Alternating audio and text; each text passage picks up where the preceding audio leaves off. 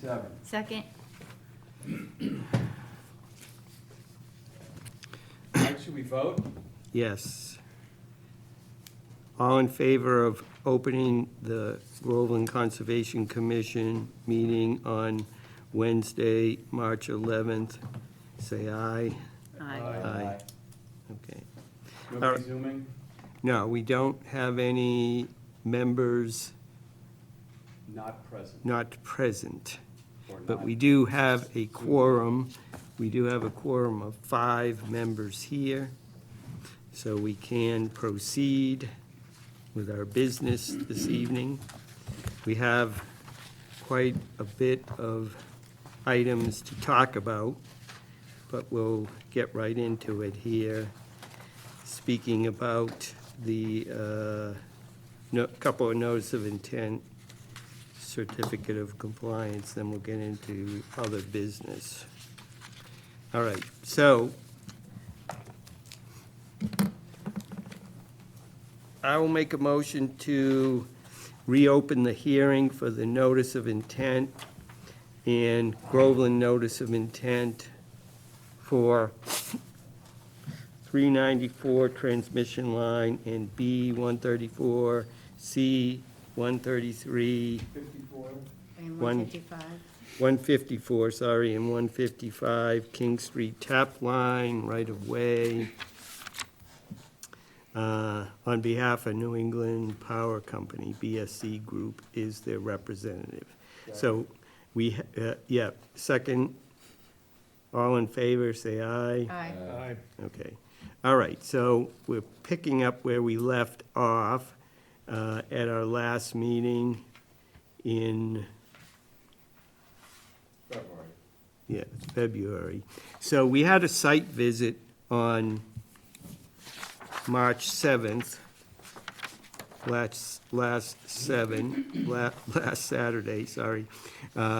Present were myself, Stephanie, and Jill, and Hannah Raditz and Tim Sullivan were there representing the applicant. And I think there's a copy of this in the packet, right, John? So we had a very good discussion, but we were unable to go into the right-of-way because of the amount of snow on the ground. And we talked a lot, got to ask a lot of questions about the wood post replacement, mitigation efforts in areas, construction, habitat management, invasives, plant growth in the right-of-way, and asked a lot of questions, got a lot of answers regarding that. And also asked about the need for a seasonal restriction waiver, and there is a letter in the packet requesting one, so we can talk about that tonight. And that's all regarding the site visit. Turning over to Hannah. All right. Good evening. For the record, Hannah Raditz, wetland scientist with BSC. I know at the last meeting, which was a few weeks ago now, I had a very long-winded description of the whole project, and we sort of focused on the Wetlands Protection Act. So I'll leave it up to the commission if they would like me to go back into a description. Because Groveland has no utility maintenance exemptions, all activities are subject to review, as discussed in the notice of intent application. We covered all of those activities, mainly being structure replacements, which is the main push here. Overhead work is obviously all overhead. There will be no ground disturbance associated with that. But we've got improved work pads associated with those structure replacements, pull pads in some cases, and that has to do with the wire pulling. Access road improvements, which have a variety of types, which we can go over again. Construction matting placement, which is very necessary in Groveland to protect the wetlands and stream crossings within the town, as well as the wetland mitigation area, which we talked about. So that falls under the 401 application. And we weren't able to see much of it at our site walk, but we were able to look at the area where it was going to be proposed. That'll be coming at the tail end of the project, but we can discuss that in further if the commission has interest in the monitoring going forward. I know that was brought up in our talk on the site walk of how this project would proceed and then what would follow after. But do we have any questions or leading comments, or would you like me to go over any aspects again, just to refresh our minds? Good. Terry, I'm shaking my head no. Bill, No, I'm good. Rich, No. Stephanie? Just that you had mentioned, Hannah, the correction of the seed mix that's going to be used. Yep, yeah. I submitted that on Monday to the agent. Perfect. Oh, awesome. So basically, as I mentioned at the site walk, we crossed out those species that are going to be eliminated, but we did find that there was established mix for both wetland and upland that don't include those species, so that makes it easy. And should there be a need to restore rocky upland areas, which I don't know that we have many of those in Groveland, there's some parts of the right-of-way which are quite dry and exposed rocky outcrops. Don't think we've got many of those, so I think our upland mixes will work for those areas that need to be restored in upland and buffer. Okay, cool. Mhm. Thank you Mhm. for that. I appreciate it. Tom, questions? No. Jill, questions? I'm just curious about the reporting plan on the status of the recreation area, if that's something that you can submit, maybe as part of like certificate for completion or something in the final wrap-up stages that closes out the NOI to show that it was successful, it still is behaving like a wetland, we didn't just dig up a hole and then. Yeah, so typically in our orders of condition, we will put that's in there. Whenever there's a replication area, there's requirements under our bylaw that have to be met. And certain period of time has to go by, reporting goes with it. So, Okay, good. Yeah. and then it's under the certificate of compliance Mhm. detailing whether they can get it or not if they met the goals for the mitigation area. So, yes. Great, Mm. yeah. I think because of how drawn out this process is going to be, as we discussed, the BC tap line goes first and then 394 after. But because there's that bit of staggering, the final construction work will be wrapped up for the 394 in fall of 2028. So the restoration will start immediately, but obviously we're going into the winter. So that restoration will probably go through the winter just to keep things buttoned. We'll have likely weekly inspections until we get enough snow cover to avoid those risks of erosion during the winter. And then that spring, we'll be checking all of the areas that we'll restore to see how that vegetation is coming back. For the wetland replication area, I think for all towns, it's kind of the same story. If there's enough time and a wet and warm enough fall, they can start that work. But there's a potential for it to go into spring of 2029, if you can believe it. So likely, given the timeline of the project, we'll be coming back for an extended order of conditions to keep this going, mostly just to continue with that monitoring effort. For the line in general, that restoration could take a year or 2 years. It totally depends. The wetland replication area, again, 2, maybe 3 years.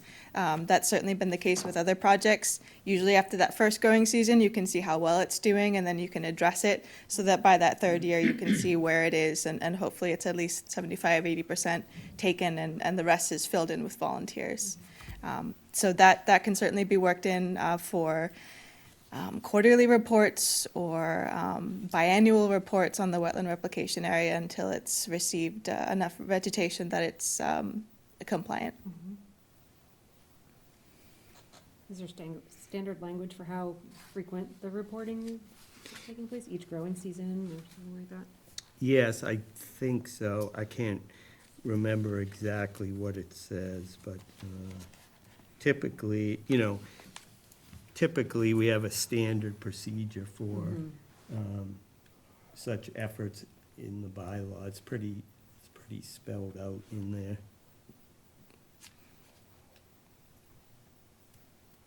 So John will make sure he puts the right thing in the orders of condition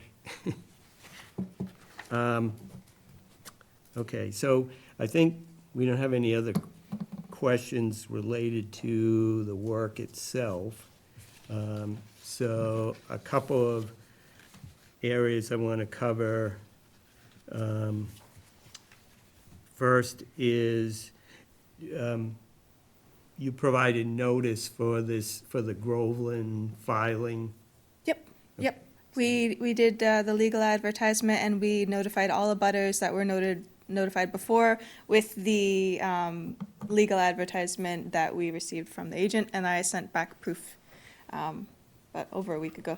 It's in the digital copy of your packet. Yeah, okay. I could not access that, by the way. Oh, you couldn't? No, same old problem, sorry. All right. Then, the other thing is the seasonal restriction waiver. That's in here too, right? Yeah, I printed their initial application, so it should be. I forget where it is in the filing because I don't have the whole thing, but the title of the letter is Request for Waiver of Seasonal Restriction Fees. It should be towards the beginning of the application. Well, it's a two-step process. We first have to grant you a seasonal waiver, and then discuss whether fees will be enforced or partially assessed or waived completely. So, we first have to discuss whether we're going to go along with the waiver. Yep. If I can just briefly summarize, we did a good discussion of this in the field, but for the commissioners that weren't there, there's a number of reasons why we're seeking the ability to keep work going through the winter. First being outages for the lines. So we've got 3 lines in play, and we can't just pull any of them out of service at any time without disrupting people within the whole region.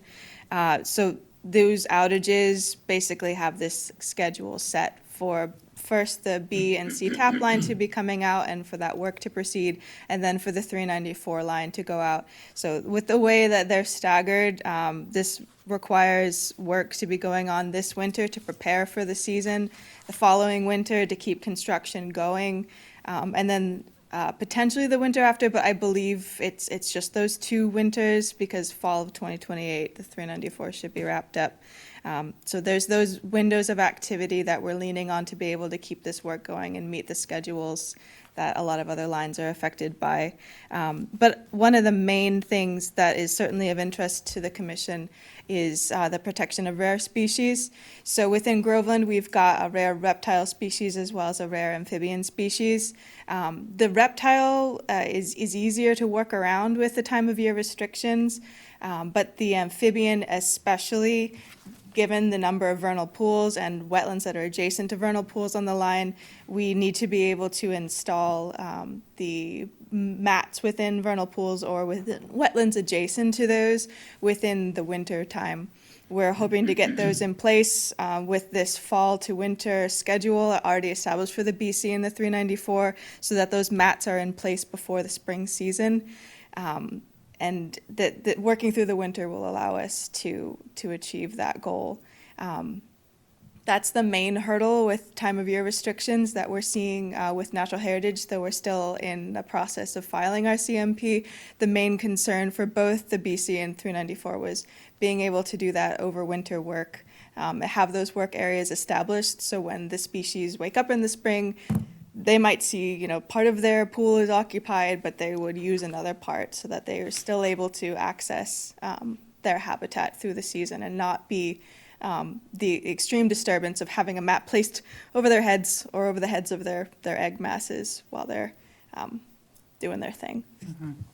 So those are the 2 main reasons that we outlined in our letter. We also included a little bit of a line graph so you can see that overlap of work. This doesn't reflect for the BC the potential of starting in fall for the matting. We had this approved with Natural Heritage. I believe we discussed this at the last meeting because the hope was to get this done even sooner. for the matting installation work, access road improvement, and mowing, especially within these rare species habitat. So that's not perfectly reflected in the letter, but that's the hope, that if we get contractors in line early enough, we'll be able to get this work done well ahead of the spring and be ready for the season.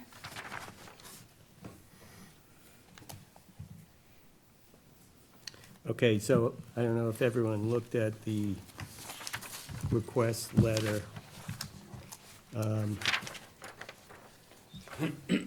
Dated December 12th. So basically, it looks like we would need to grant a complete seasonal waiver for November of 26 through April of 27, and then again, November of 27 to April of 29, in order to cover. 27 to 28. 28, sorry.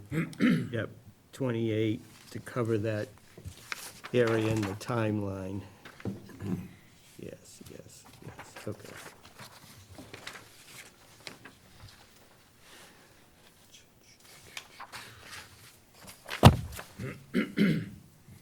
So what do you think about that, Terry? Well, it's pretty compelling. I think it's gonna come at a cost to our resources, so, although I don't think we need to hit them up for $400 a day for 6 months or whatever it is, there ought to be some, general, fee for the season to account for John's time, because he's gonna be out there putting quite a few of his resources in there.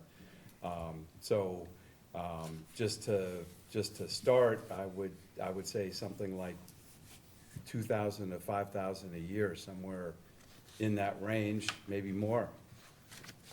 But I'm in favor of granting the seasonal restriction waiver. Does anyone else disagree with granting 2-season waivers? I mean, I think the reasons are appropriate. All right. Well, we can call it to a vote, have a discussion if needed, and then we know. Yes, well, we will. I'm just trying to get prepared for that. All right, so if we, we'll take a vote. We're gonna have to approve the notice of intent. We're gonna have to take a vote on granting the seasonal waiver and then take a vote on a fee, if any. So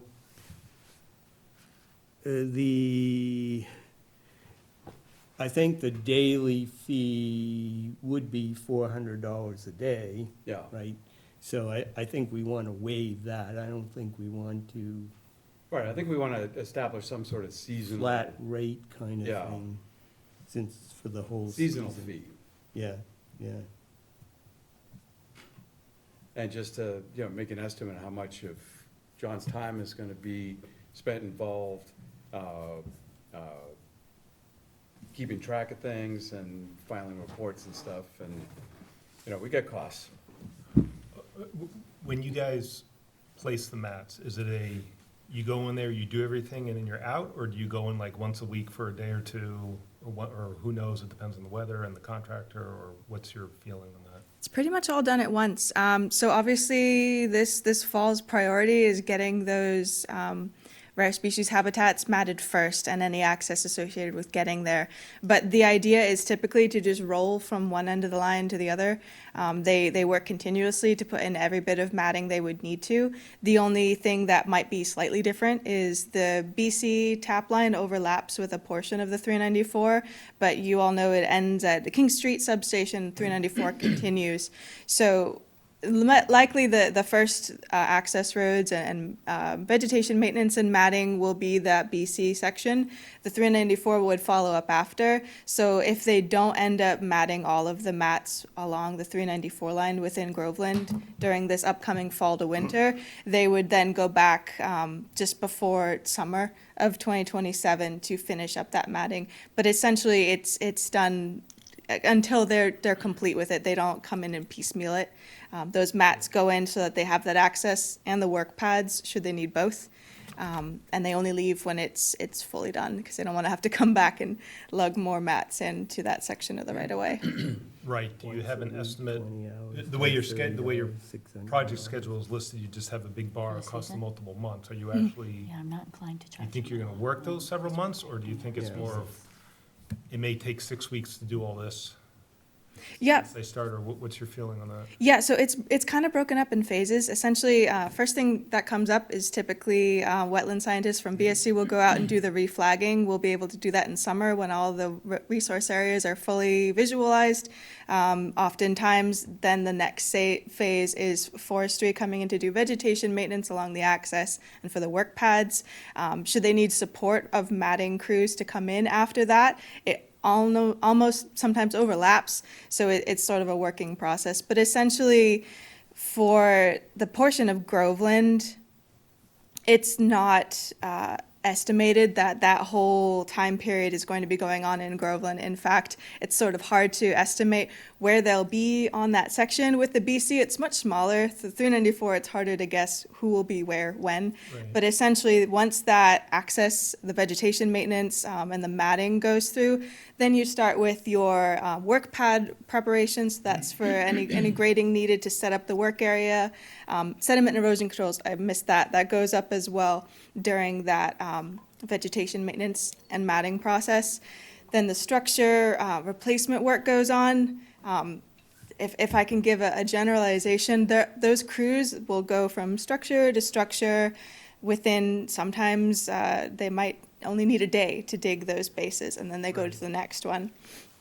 And then they come in to do the replacement and the overhead work. So it's all rolling. There's usually a couple months that are prepared for each, but that covers that work, that type of work for the whole of the line. So it's hard to estimate how long they'll be in Groveland, but essentially that whole period won't be, matting every day and digging every day. It'll be one component likely, with sediment and erosion controls maintenance going on as it continues.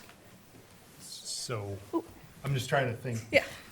To your point, Terry, does that mean,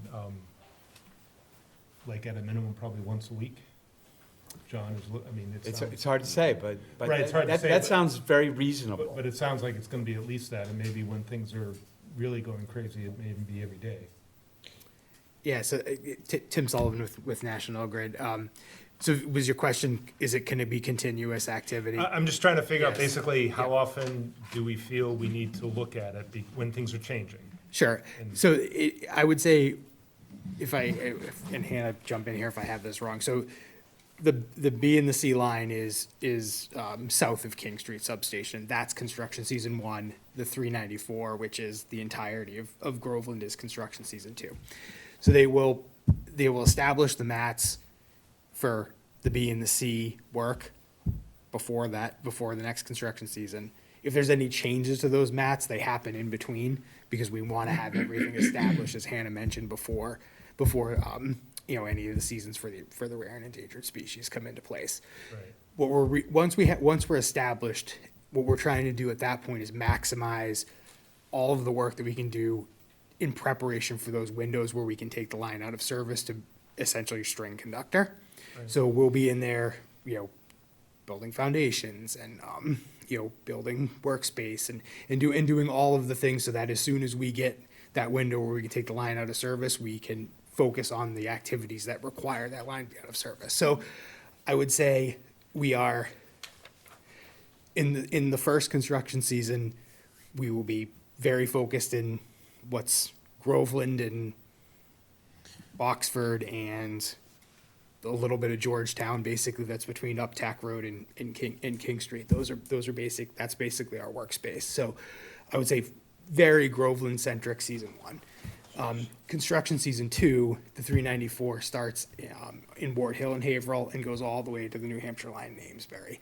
So as Hannah said, that may be, a couple months in Groveland. It may, it may be longer. I don't think we have that part, where they're going to start, when they're going to work, but I would anticipate that as a much less you know, the scope of that is, the scope of that is a little more targeted. It's individual structure replacements versus a complete rebuild, so that's probably a little less involved. So I think the way I'm thinking about it is, we have a time span, right? And we've gotten away from the day to day, and now we're basing it on really what cost it is to the Groveland resources. So I don't think it matters as much in this, because we're kind of looking at it as a season, if it's continuous or whatever. It's more, you know, he may go out every week, even if they haven't worked on something, just to check. Right. Right, so I think if we look at it that way, we might be able to not worry. And other jobs, I know, we worry about, you know, we give them 2 weeks and they work just 7 days of it. Right. But this, I think, we're looking at a span of time. We know that there's going to be our effort over time, because they're continually evolving, and John may be checking, we may be checking, whatever. And we might feel more comfortable coming up with a number for this year and then revising for the 27-28 season, either higher or lower. If it turns out that we don't have expend a lot of resources, then it would be lower. If I could also add, on the subject of resources, BSC will likely be on site at least once a week, potentially even more, and is able to submit a report even weekly to the Groveland Department, to be able to keep that in mind. So I feel like that would also significantly reduce efforts, because they would be able to have eyes on the ground to see what's going on, a work summary, where Yep, they are, yep. or even a pause if that's the But there case. are also times when it's really helpful to have not just eyes on the ground, but feet on the ground, with a representative from us. Yeah, So understood. we're not asking for a ton of money, I think. Yeah, I understand that, you know, that you have responsibilities, and I think Hannah's point is good as well, that we will be giving you, if you request them, we'll be happy to give you Absolutely. updates so that you can understand, okay, well, the site's relatively dormant right now, it doesn't necessarily Right, require a right. visit, or there's. And communications between our organizations over the years has been very good. So. Good to hear, I appreciate that. You know, that's one of the reasons that we're so eager to move forward with what you proposed.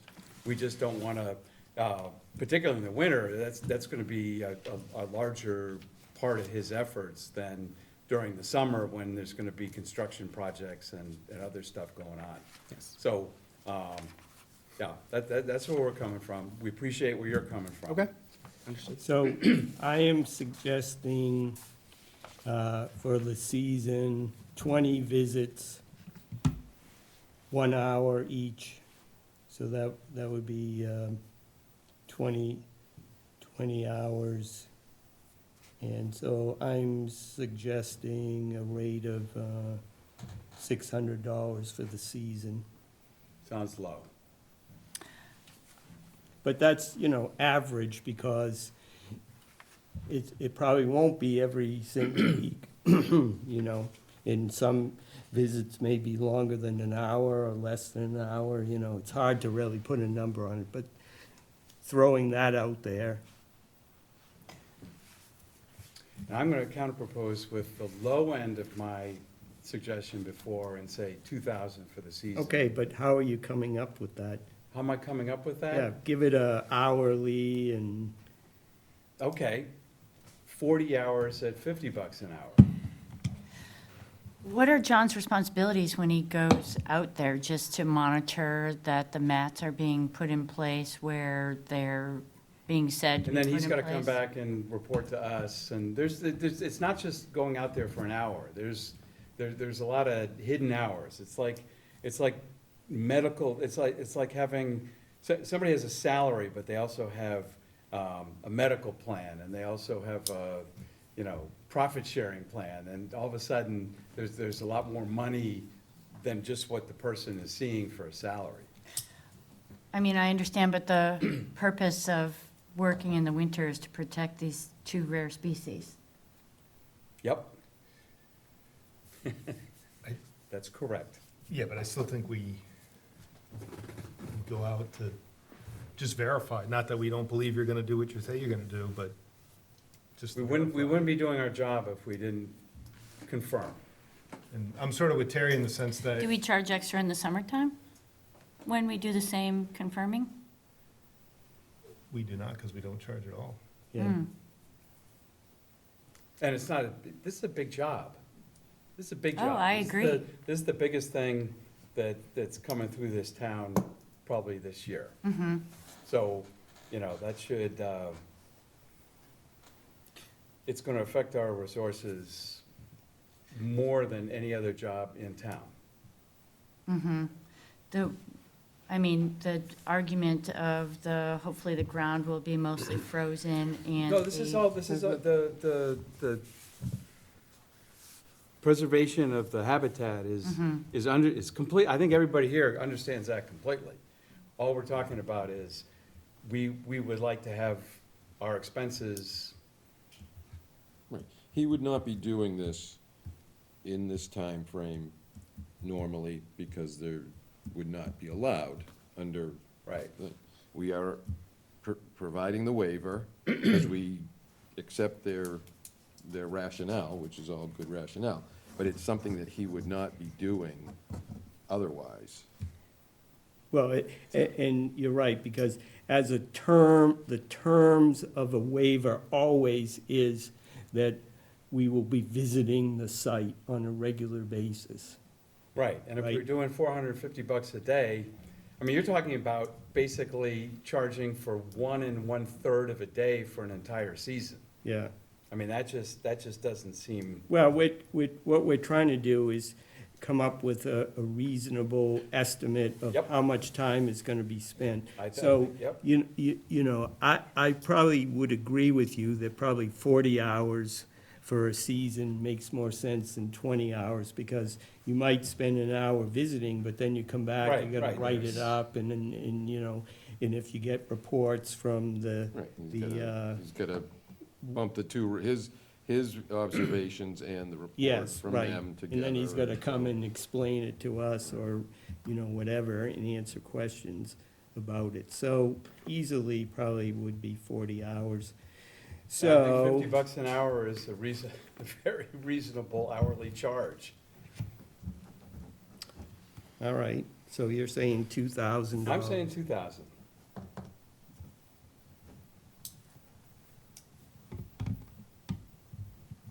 I think that's a tiny amount compared to what this project is gonna Well, cost. but also, he's not full-time for us, Right, so these are extra hours. yeah. Extra. I mean, it's otherwise quiet in the winter. But he wouldn't. Are things quiet right now, John? Is there a town meeting coming up or anything? Yeah. Tell me how quiet things are. I mean, as far as conservation agent, But it's not something that he would normally be expected to do during this time frame. And so if he had any other plans, this is going to be additional. Yep. Anyway, So, I personally, I'd support the 2,000. I mean, I think the 40 hours, in my mind, an hour there, you're gonna spend at least an hour writing it all up, organizing your thoughts. So I think that's reasonable. 50 is probably super low compared to I think any it's other pretty low. town consultant. but that's why I came out with 2 to 5 initially, but I'm fine, personally, I'm fine with 50. I mean, it works out to 2,000 a year. Okay, all right, so I think we can take some motions. So first, we'll take a motion on closing the hearing and granting the orders of condition for the Groveland Notice of Intent and the Notice of Intent under DEP. That can be one motion. I think we can combine closing out and issuing the orders for both we have to of include the those. waiver, No. seasonal waiver, Then, part of that? after we approve that, then we'll approve the waiver, and we can vote separately on the fee if you want to do that. Sure. All right. That breaks it up into digestible. So we got three things to vote on. All right, so somebody want to make a motion to close the hearing and issue the orders? I make a motion, we close the hearing for the GNOI and NOI for the B154, C155 tap line right away, that 394 transmission line, and issue the order of conditions. Second. Any questions on the motion? We're closing it out. And we'll issue the orders under our standard bylaw stuff. Okay, hearing no comments, we'll take a vote. All in favor of the motion to close the hearing and issue the OOC for these, say aye. Aye. Opposed? Okay, unanimous. All right, next, a motion to grant the seasonal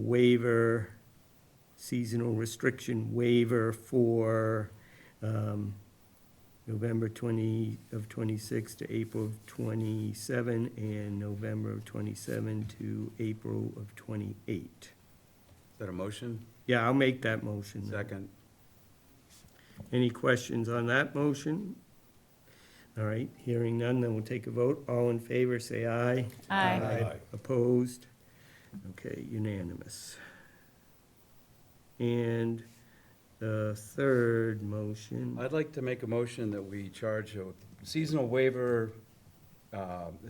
restriction waiver fee for the year 2020, the season of 2026, 2027 of $2,000, and then hold off on what we decide for a waiver fee for 2027, 2028, until we have a better idea of how much time and effort justify those waiver fees. Second? okay, everyone understand that motion? So, the fee for, this year to, Upcoming year. yeah, right. 2026, yes, okay. It gets confusing there. So the first season will be $2,000. The second one we will have to address next year. We'll have data. Reevaluate. Yes, readdress. If it's 10 hours, it goes down. If it's 50 hours, it goes up. Yeah. So John can roughly keep track of his hours. All right, no other questions? We'll take a vote on that. All in favor, say aye. Aye. Opposed? Nay. Okay. That is 1, 2, 3, 4, 5, 6. Passes 5 to 1. Thank you. Thank you. Thank you all for your time. Okay. We'll move on to the next item, which is a new notice of, a new notice of intent, Groveland notice of intent and notice of intent for 209 King Street, NEC substation, TRC applicant on behalf of New England Power Company owner. Applicants are seeking a Groveland notice of intent and Mass DEP notice of intent for the installation of an approximately 100-foot-long buried conduit line to connect the existing substation to the nearby This is almost overhead 394 transmission line via structure 199.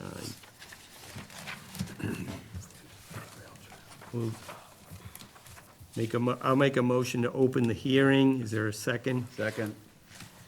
All in favor, say aye. Aye. Unanimous.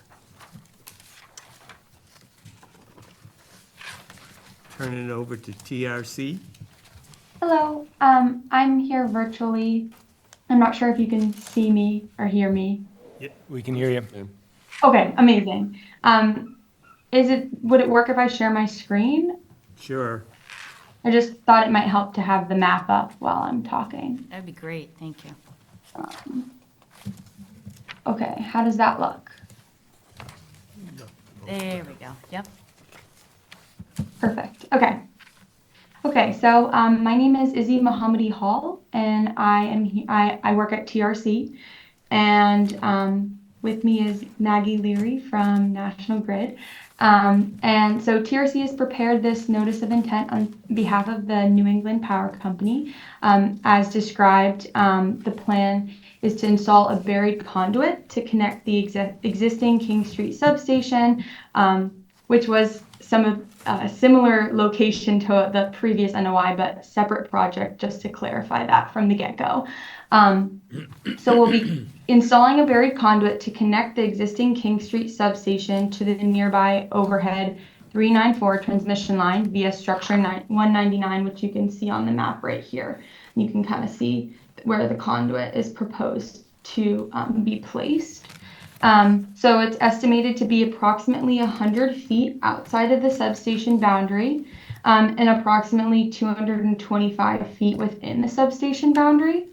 The trench will be approximately 4 feet wide and 3 feet deep. So this project does qualify as a limited project for the construction, reconstruction, operation, and maintenance of underground and overhead public utilities. The site was delineated by BSC Group in 2023, there were a few resources identified. We have BBW pretty much surrounding the substation. We have, there's an intermittent stream, if you can kind of see it right down here. And so we have land under water and bank associated with this stream. And then there's also 100-foot buffer zone, as well as the 25-foot no-cut zone under the Groveland Wetlands Ordinance.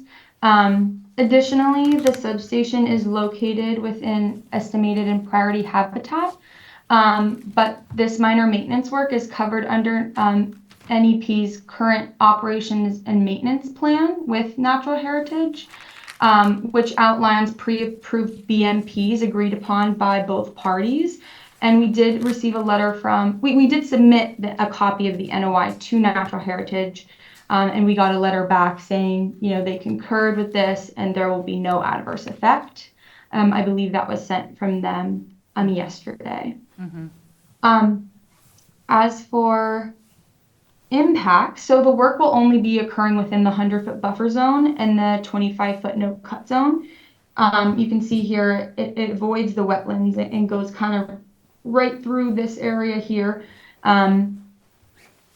So the entirety of the 100-foot conduit outside of the fence line will be located within the 100-foot buffer zone, and a portion will be located within the 25-foot no-cut zone.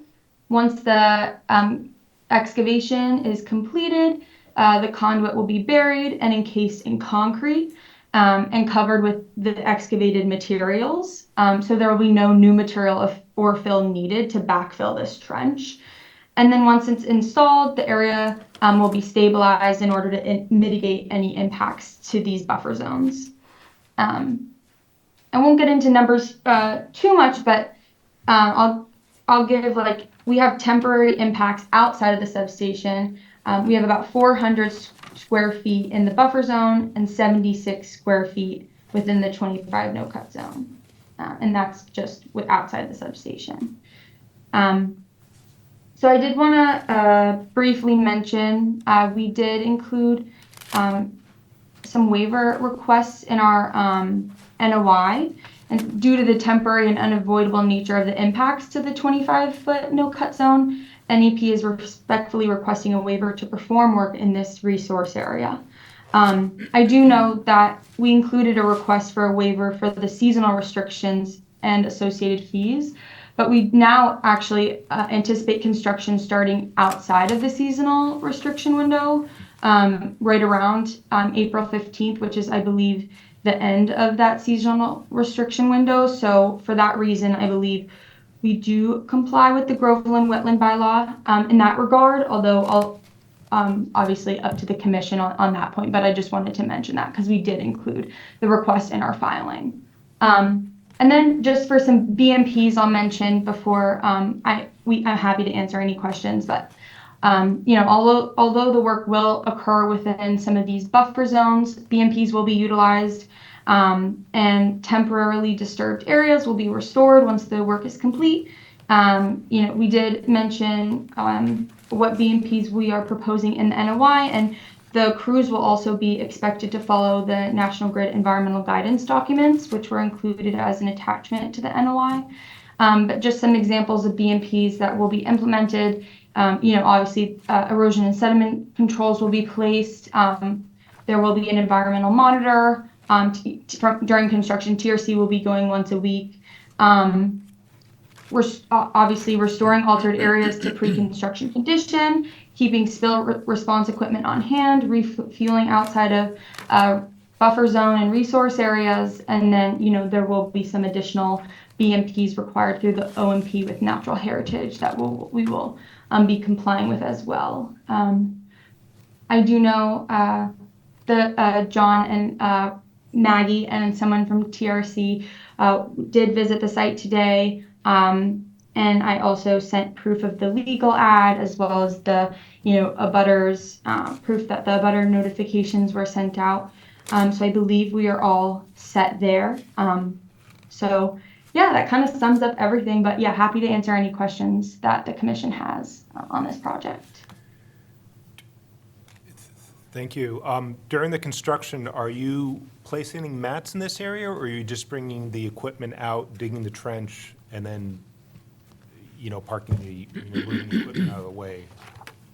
So we believe that accessing this area, we can avoid wetland areas completely. So if, it gets really wet and they feel like they might need to place a mat like in the upland areas or maybe some of the buffer zone, they might need to, but our assumption right now is that won't be needed given how small the project is.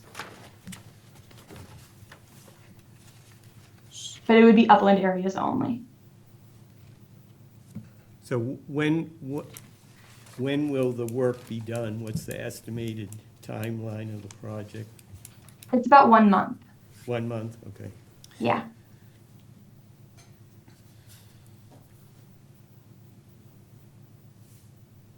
And when you're digging the trench, are you putting the spoils immediately on the side, and then you place the conduit and pour the concrete, and then you're covering it up again, or are you storing the spoils somewhere else? It will be on site, and we can make sure if the commission wants it to be outside of the buffer zone, I'm sure that we can make that happen, or accommodate you guys however you would like. But yes, they will be keeping it on site, and they'll make sure that the proper BMPs for like storing soil stockpiles will be complied with. Having a tarp underneath, or stabilizing it if it's left there for too long. But again, the project is only a month, so I don't anticipate any soil stockpiles being there too long.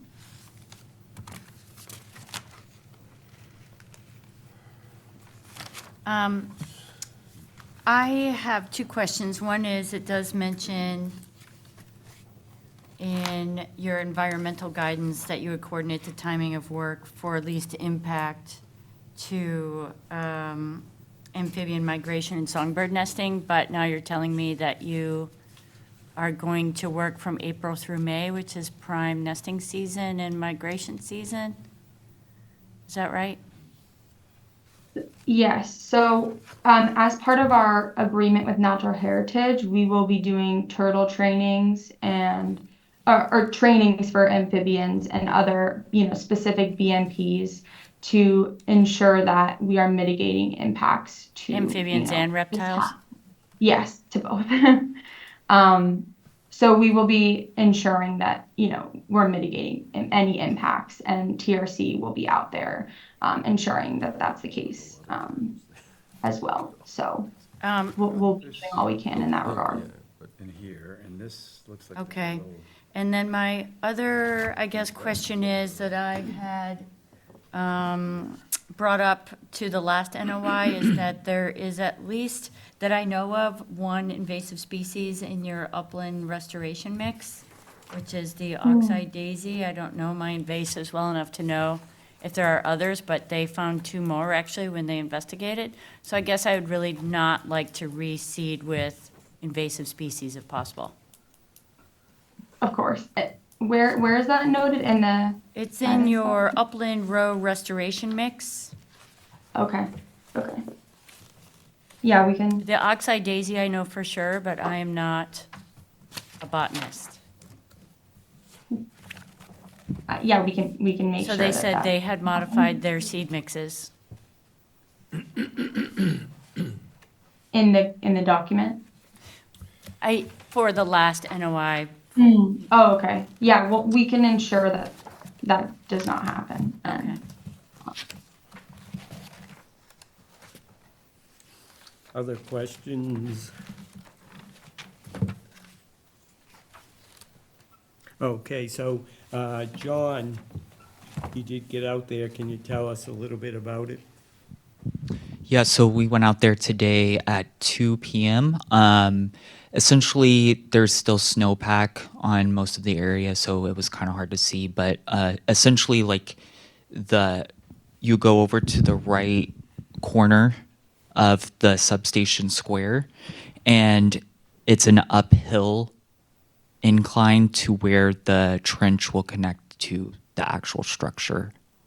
So I believe the trench is for the most part outside of the wet area.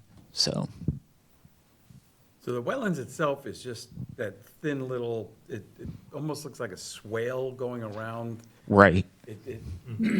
And then there's rock in between the fencing around the substation and then the And wet that is- area. That is net, well, you can't tell because it's under snow, right? Yeah. Exactly, that's what they. But it looks like, if this is according to scale, it looks like it's about 10 feet wide at the most. Yeah, it wasn't very. Like 3 feet wide in most of the area. Obviously, there's much bigger areas on the other side, but that's the other side. I'm a little interested to see where they're gonna stockpile outside of the 100-foot buffer, because it looks like that's about a 400 square foot area right in the middle of the pad there. And I think there's some transformers and stuff right there. Yeah. So I don't know where they're gonna stockpile stuff outside of the buffer zone. I'm not. Where are you gonna Well, stockpile stuff outside of the buffer zone? Hello? I'm not totally sure where exactly they would choose, but if it's a condition that you guys include in the order, then we'll. I mean, I don't see They will. any place you can put the stuff outside of the buffer zone. Unless they put it in the Valley Equipment lot. Truck it, move it up there.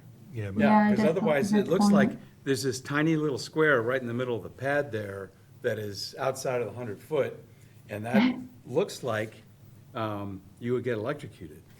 yeah, there's Yeah, I don't think that area would. And is there a reason why we want them to move it if they're just doing a trench? Yeah, I'm thinking if they Just had it in leave the it. gravel area and tarped it, Yeah. How deep is this? it's 3 feet deep, they said? It's 3 feet deep, so it won't be too much. 3 feet and 4 feet wide? Yeah. Yeah. But I did have some pictures put it to the side and then, of this is the swale to the Oh, to that's the left of the wetland in substation, and you question, can right? kind of see up in this general area is where the work would be happening at the corner of the substation. Right, so you could just put stuff to the side there and. Yeah, if the commission is if you Permits move, it. if you're moving it, you're just inviting more traffic. Right, then right. I would just definitely, dig it out, lay it to the side. Set aside, put a tarp it. tarp on it, erosion control, blah, blah, Yeah. blah. of course, yeah. We can surround straw wattle around it. I mean, it's not a pristine location. No.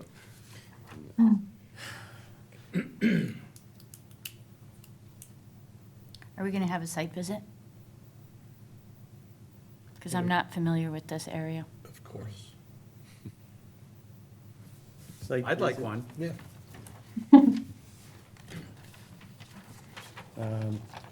Okay, Trust but verify. yes. We could walk the railroad trail to get there. Well, probably if we put it off a couple of weeks, maybe the snow will be gone. Oh, it's melting like crazy. But aren't they, Supposed to get cold again, but are you trying to start construction this April? Did I understand that correctly, or is this next year? This April is the goal. so 13 months from now. No, No, no, this What? April. Oh, Okay, so No, this oh, April. sorry, This in like next month. a month. next month. Right. How much of an impact would it be to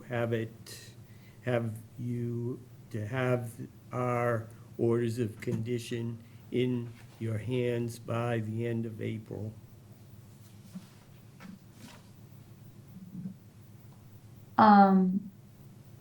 Our next I'll let meeting is Matt- April 8th Right, so is we the could, point. we could finish, if we close then, we could finish within 3 weeks or less, you know, so by the end of April, they'd have it.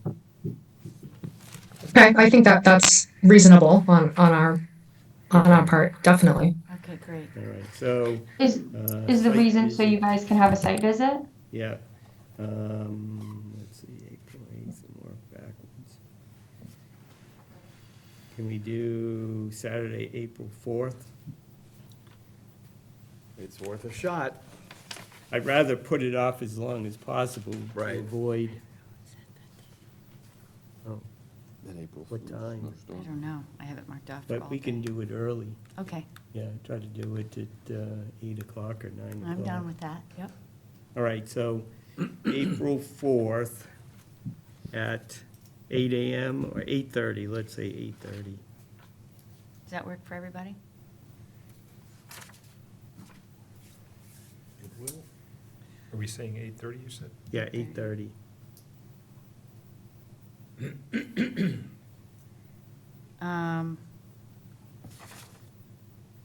So we say 209 King Street is where we meet? It's, go down King Street till you see the road by the bike path, by the rail trail. Is that where we're, that Yeah, little? that's the road that goes to the area? substation. And we'll Okay. drive in there as far as you can go or wherever we need to park. The other option is park at Shanahan Field and walk the road trip. Yeah. I yeah. like Well, it. that's quite the Or walk. bike. Walk the whole thing. At 6. Let's do it.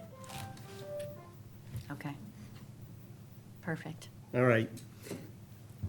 Any other questions before we continue the hearing, vote to continue the hearing? All right.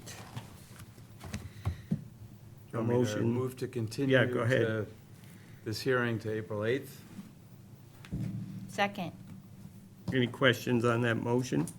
Continue to April 8th. All in favor, say aye. Aye. Opposed, unanimous. Thank you. Thanks, Isabel. Thank you.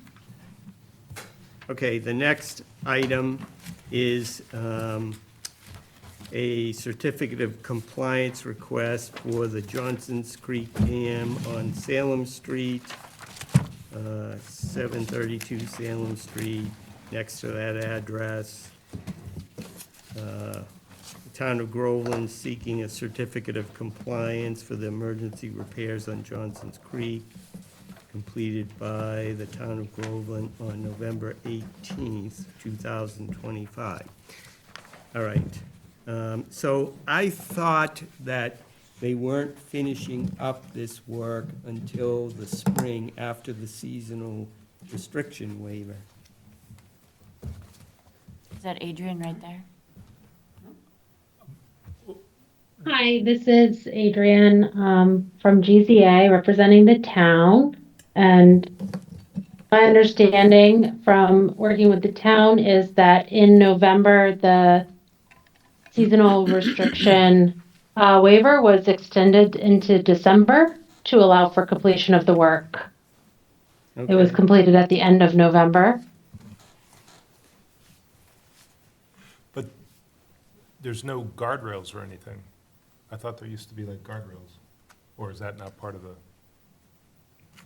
Yeah, based on the pictures that were in the packet that we saw online. If the guardrail may still need to be installed, but the work down in the resource area is complete. Right, Correct. The Yeah. boulders are placed, the riprap is placed. okay.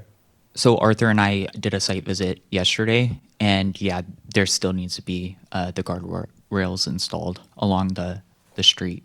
But that would be typical road maintenance. Yeah. That's separate from, Yeah. Okay. Any other questions on this? Take a motion then.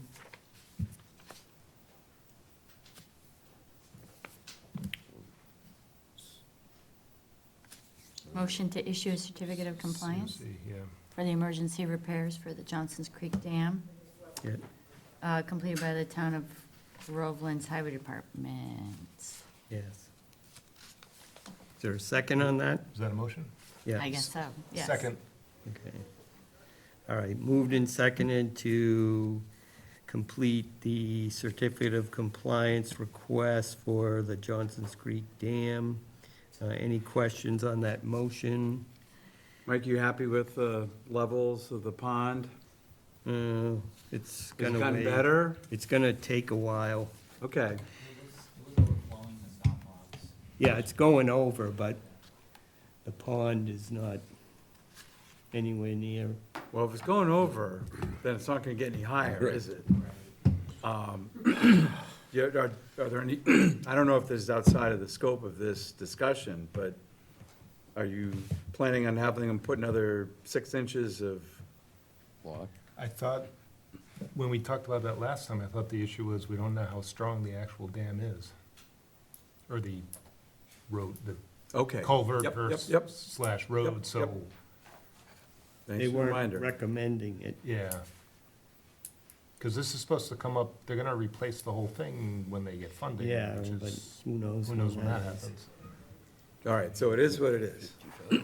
Well, I think that in the spring, we should look at it and try to come up with some questions and perhaps ask the highway department to put another stop. in. Yeah, but as an activity, the work is complete, Yes, and that discussion on level of the water, I think, is certainly separate. yes, definitely. Okay. All right, we'll take a vote then. All in favor of issuing the certificate of compliance, say aye. Aye. Opposed? Unanimous. Do we have that to sign tonight, John? Okay, so we'll pass that along and we can sign that one. Great, thank you all. Have a great night. Thank Thank you. you. All right, so moving on to other business.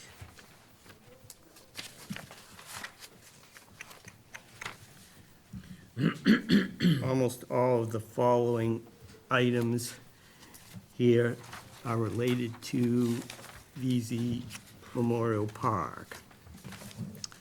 So there are quite a few things. There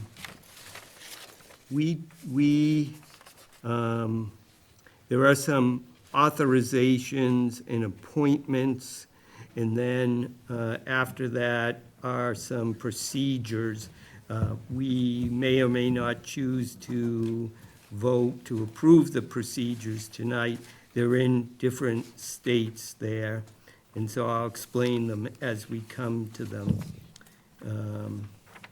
So we'll start first with the first one. So I will remove my name on this and just say we need to authorize a commissioner to be the liaison between the commission and the VZ Park staff that meets monthly to be able, that staff advises us on items related to the park, and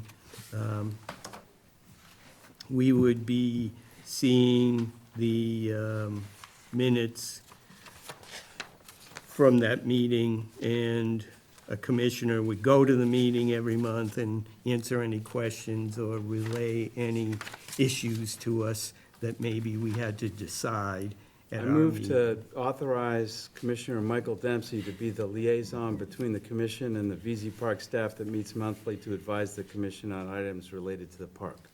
Second. Okay. Any questions on that? I mean, I'm more than happy to give it up to somebody else if somebody else We're wants. more than do happy it. to have you do it. Yeah, I figured it. Okay, all right. Any questions on that motion? Hearing none, we'll take a vote. All in favor of I authorizing? guess I have one Yeah, question. oh, Like, sorry. maybe it should actually say a commissioner, but at this point, that commissioner is you, because what if in the future it needs to be a different commissioner? Oh, yeah. Would we But just this Well- use is, a this is a different name? specific authorization. Yeah, I mean, we would change To vote this that. every. As needed? Yeah, as needed, yeah. Or, or we could do it on an annual basis, you know how we Okay. do our annual things. Okay. All right. So all in favor of that to authorize Commissioner and myself to the liaison between the commission and the VZ Park staff, say aye. Aye. Unanimous. All right. I'd like to further motion that we authorize Commissioner Michael Dempsey to be the liaison between the commission and the Friends of VZ Park. Second? All right, so on this one, the town administrator has weighed in on a few of these things, and she advises that we not appoint a liaison to the Friends of VZ because there could be some conflicts in our roles at VZ Park and conflicts with the Friends of VZ. So she recommends that we ask the Friends of VZ to appoint a liaison to us. That would be better. I withdraw my motion. Okay. So, yeah, any questions on that? Yeah, sorry, maybe I'm being thick about this, but I guess ultimately, what's the difference? Is it that they would come to us at a monthly meeting and inform us of things? In a Yes. public space, or in a public meeting, is that the intent, as opposed to? Yes, and like I say, she sees it as a conflict of interest if we are a liaison to them. So, yeah, so I think I agree with that. I think that makes the Friends of VZ come to us formally and make a proposal or whatever else, rather than if you look at it and you're semi on the board, of Friends of VZ, it may look, there could be influence. Not saying there is, I don't believe that. I just think that it probably makes sense to have it that way, so that Yes. they're reporting and proposing to this commission. In this person wouldn't have to come to every monthly meeting, they could provide us with a report from their meetings, any issues, similar to the first thing, a report on, what they're doing, activities at the park that they're working on, et cetera. They're a liaison, they're a communication path. Exactly. That's, All right, Can we, what does everybody feel about asking for quarterly reports and more as needed if something significant happens, or? oh, instead of monthly? No, I'm fine with monthly. I think we should be specific about what we're asking for. If we want to do it monthly, I'm fine with that. I think at best we can request. I don't, Yes. right, there's nothing policy or bylaw or anything here. This is an informal relationship. They, again, I love the way everything's working. What you do well, but you do it on your own. And then it's just a matter of informing us and. So So- should we- So, I see in the audience, we have the president of the Friends of VZ Park here with us, Claire Walsh. And maybe you can weigh in on this for us. Put you on the spot. This is all new and it's very confusing to us, okay? When was it, yesterday, the day before, we wanted to have a rug cleaned because water had come into one of the rooms that we're gonna use for our flea market. And so the rug got wet and the brakes went on that because we have to get permission to do that now. So I think that we've got to get some sort of a working clarification as to what we can do, because I consider that housekeeping. Does it sound like a housekeeping thing? I Have a rug washed? I think I would call that safety, health and safety. Well, it is, because if someone Right. goes in there and, they have asthma, Right, and I think so, when it comes to those approvals, Mike, we should delineate between housekeeping and something that is health and safety, so that there's a mechanism for them to be able to do something and then us to maybe retroactively approve, right? Yes, well, in emergency Right, right. situations, exactly. I think the town administrator's concern is primarily that we vote on everything, that things are not getting done, which I don't believe they are generally, but things that we're approving everything that gets done there. I thought I read somewhere, I may have messed up the dollar amounts, but I thought the intent was to give John the authority. Yes. So there's a list of regular vendors who can just get Yep. paid, and then I thought I believe it's up to $2,000. Yep. Based on your discretion, you can spend. And I would imagine something like this would be far below $2,000. Yeah, And it's a simple phone call or email, yes. I So, would assume. I mean, can't the director have some say in things like that? yes. I mean, she should have the authority to approve. It's a matter of more communication, number one. And we will be talking about the policies on exact things about what you're referring to, Tom, are in the VZ purchase and warrant procedures. So it's covered under that. So there'll be a written procedure, who can do what amounts, go over what needs to be done. And,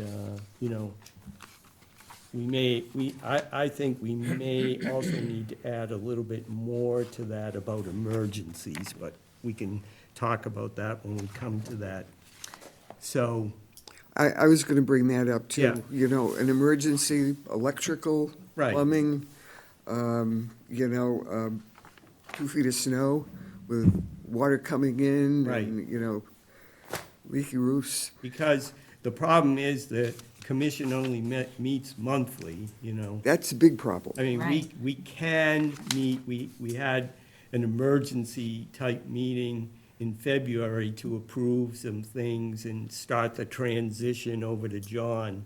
But I think that, having an emergency situation, an example given, say, something happens, what's the timeline? Chain of command. Chain of command, yes, for things. So I think we'll work that out. But all I want you to address, Claire, is if you're okay with us asking the Friends to appoint a liaison to us. Yes. That makes sense? Okay, all right, good. Thanks. Okay. All right, so I'll make a motion to ask the Friends of VZ Park organization to appoint a liaison to the commission to attend or report to our monthly meetings and relay activities, requests, and information from the organization. Second. Any questions on that one? All in favor, say aye. Aye. Opposed? Unanimous. Okay, next one is to authorize the commission agent, John Sullivan, to submit and approve all warrants and deposits for the commission related to VZ Park and commission business. So this is outlined again in one that we'll talk about coming up as far as the VZ purchase and warrant procedures. So, according to the town administrator, volunteers cannot and should not be submitting warrants or depositing funds, collecting bills, collecting rent checks. So all of that's gonna go to John. And John will have some guidance based on those procedures on what to do in certain dollar amounts, emergencies, et cetera, and will come back to us. He will also be providing us with a monthly report on all the money that was spent and what it was spent on. Again, this is to focus, from what I understand what the town administrator is getting to, focus more on an employee of the town doing this rather than relying on volunteers. We already authorized him at our emergency meeting last month to do 3 warrants to this effect. So it's, the transition is already taking place. We'll transition to this over the next probably month, 4 to 6 weeks or so, and probably be all in effect by the time we reach mid-May. Any questions on this one? Somebody want to make this motion? Motion to authorize Conservation Agent John Sullivan to submit and approve all warrants and deposits for the commission related to VZ Park and commission business. Second. Okay, moved in second. Any questions on that one? Hearing none, then we'll vote. All in favor, say aye. Aye. Opposed? Unanimous. Can I just read the motion for the next one also? Yeah, go ahead. Motion to appoint the Director of VZ Park, Vanessa Lopez, and authorize duties as outlined in the VZ short-term rental procedures and VZ marketing, sales, and pricing procedures. Second. Any questions on this one? So, again, believe it or not, the director is kind of in the same position as John. She is a paid, not an employee, a paid consultant for the commission. So she is able to actually have a little more power than any one of us. So Vanessa will be taking on more approval of rentals and reporting that back to us, approving some of the marketing and sales and pricing procedures, bringing that to us, and us voting it. So she will kind of be our main person who will provide us either written or in-person information about the park on a regular basis to the commission.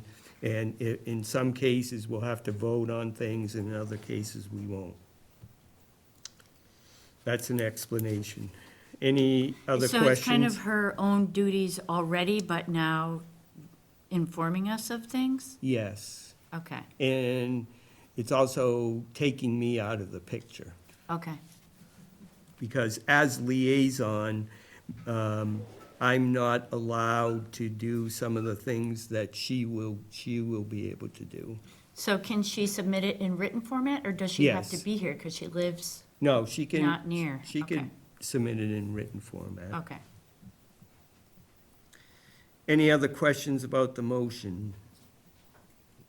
Do you have any other questions, Vanessa? Okay. Like I say, we've got those procedures. You haven't seen the final ones, but. All right, all in favor of appointing Director VZ Park, Vanessa Lopez, to authorize duties as outlined in those two procedures? Say aye. Aye. Aye. Opposed? Unanimous. Okay, next one. Oop, Motion to appoint the Program and Marketing Services Coordinator Carol Funchen for VZ Park and authorize duties as outlined in VZ Marketing Sales and Pricing Procedures. Does this change her current duties? No, not really, but she's also gonna be providing us with a report. She provided one actually for tonight, Okay. yeah. For both the previous items, does this writing of a report fall within their hours and job description as it currently is? Or are we asking them to spend more time? I would say they're gonna have to spend more time. So So we need to consider adjustments. we might, When does that happen? Is it yearly? I forget. well, We can't discuss that, or the town administrator is working with town council to address those positions. like semi-employee, but not real employee. but Yeah, whether whatever they're it's gonna called. be full employees of the town or Okay. consultants, and, so that process is gonna happen probably over the next 2 or 3 months. Okay. I just, And what their pay level is, Yeah. I'm sure, That's a good I just don't think we should forget it. No, Thank you. no. Any other questions on that motion? Was that one seconded? I'll second it. I Okay. think Tom did second it, but yes, thank you. All right. All in favor? Well, Vanessa, do you have sorry. any thoughts about that one at all? Anything you want to say about? I mean, I think so far, there's still a lot, the descriptions, like, do I need to go up? No, Yeah. you can just, The descriptions That's will, fine. I'm sure, be agreed upon by any of us, so we don't know what the descriptions are, but it sounds like we're in line, we're just kind of formalizing retroactively. Okay, great. So, Thank you. I- I just wanted to make sure. I think it's okay. Thank you. Okay. Okay, so we'll take a vote then. All in favor is appointing Carol Funch as marketer of the park and authorizing duties as outlined in the marketing, sales, and pricing procedures. Say aye. Aye. aye. Opposed? Unanimous. Motion to appoint the Facilities and Grounds Coordinator Doug Soper of VZ Park. Second. Yes, Tom seconded. yes. Just looking at my notes on this one. Mike has notes. Okay. No, nothing to change on this one. No notes. So, yes, Doug Soper is our Buildings and Grounds Manager. He has a job description. There are no real procedures for that position other than the job description that he works under as a consultant. And that may change, we may develop a procedure, but right now, we're not. So, all in favor of appointing Doug Soper as our Buildings and Grounds Manager of the park? Aye. Aye. Aye. Opposed? Doug. Unanimous.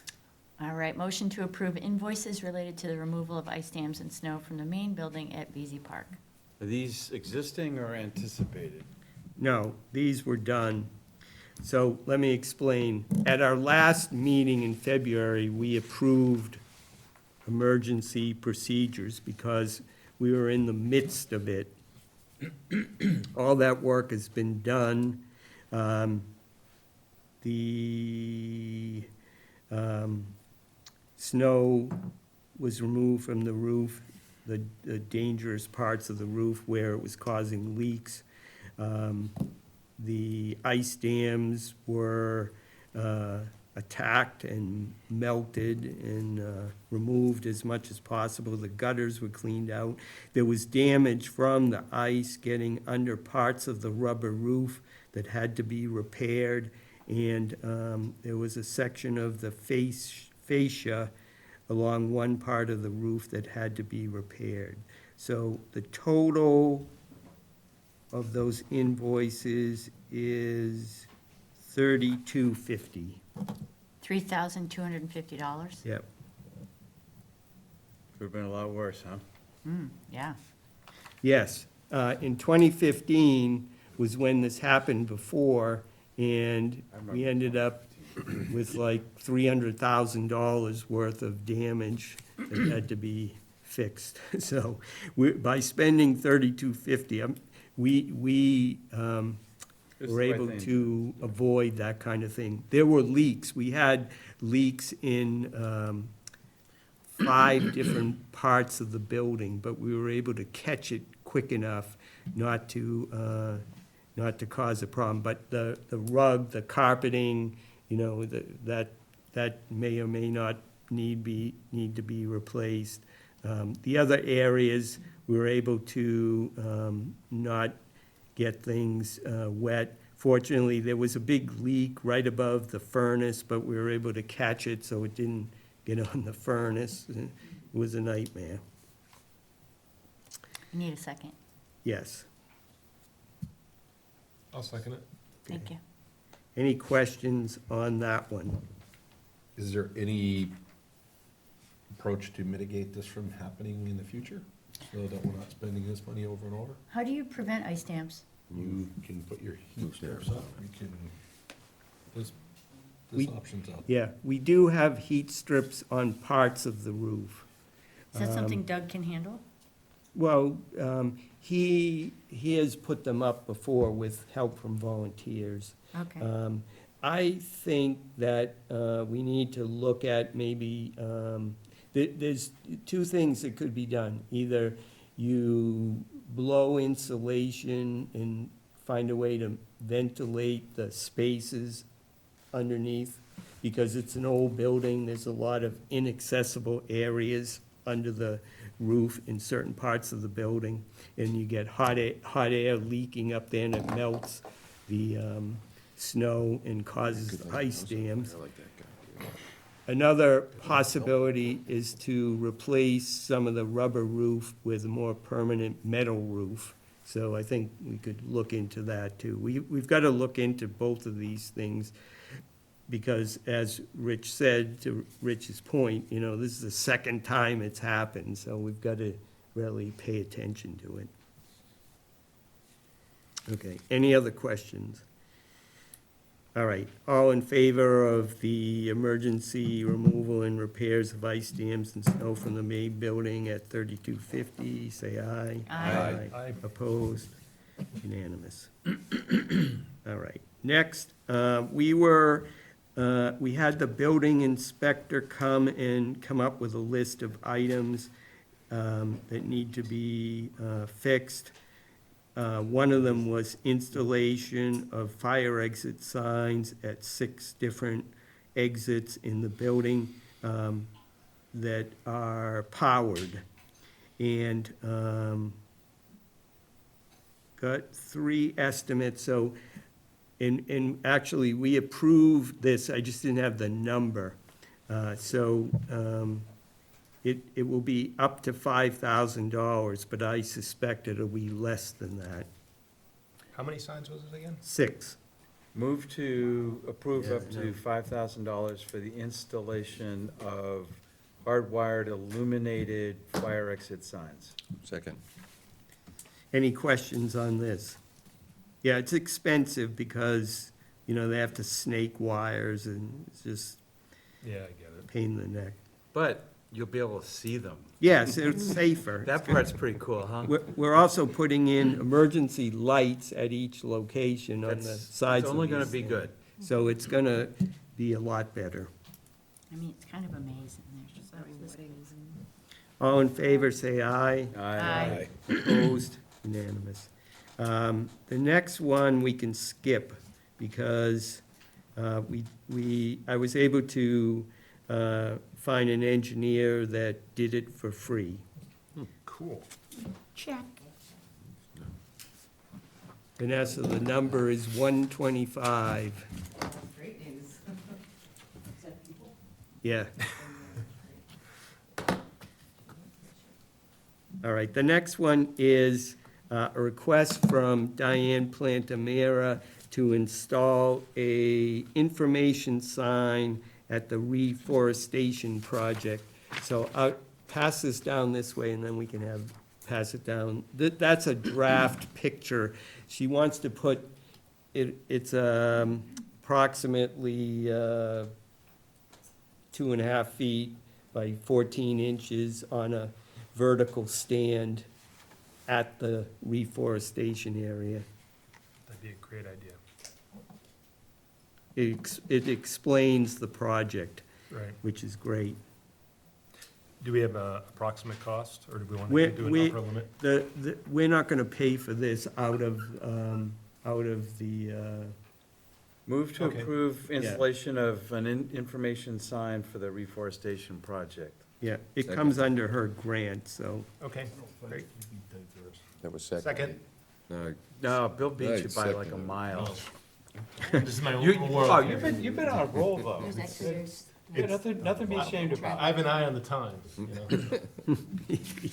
All right, all in favor of approving the installation of the information signage for the reforestation project? Say aye. Aye. Aye. I'm voting twice. Aye. Just kidding. I'm just kidding. All right, unanimous. All right, the next one. Thank you. Yeah, Did Tom see it? no, I'm passing that down. I was looking over your shoulder before. This is great, though. The next one is approval of the VZ short-term rental procedures. Now, this one has not been commented upon by town council or the town administrator. So We we're not gonna continue take a this till the vote on next this meeting. one tonight, but if you had any questions about it, this, let me What- pull it up here. So, we have a list of quote-unquote approved organizations that can meet there weekly. What if Yeah. someone comes next week? Do we have to vote on approving them? And then what criteria do we use to say this group's allowed and this other group's not allowed? I mean, there's one very important group that's not on here. Groveland Community News. It's not on.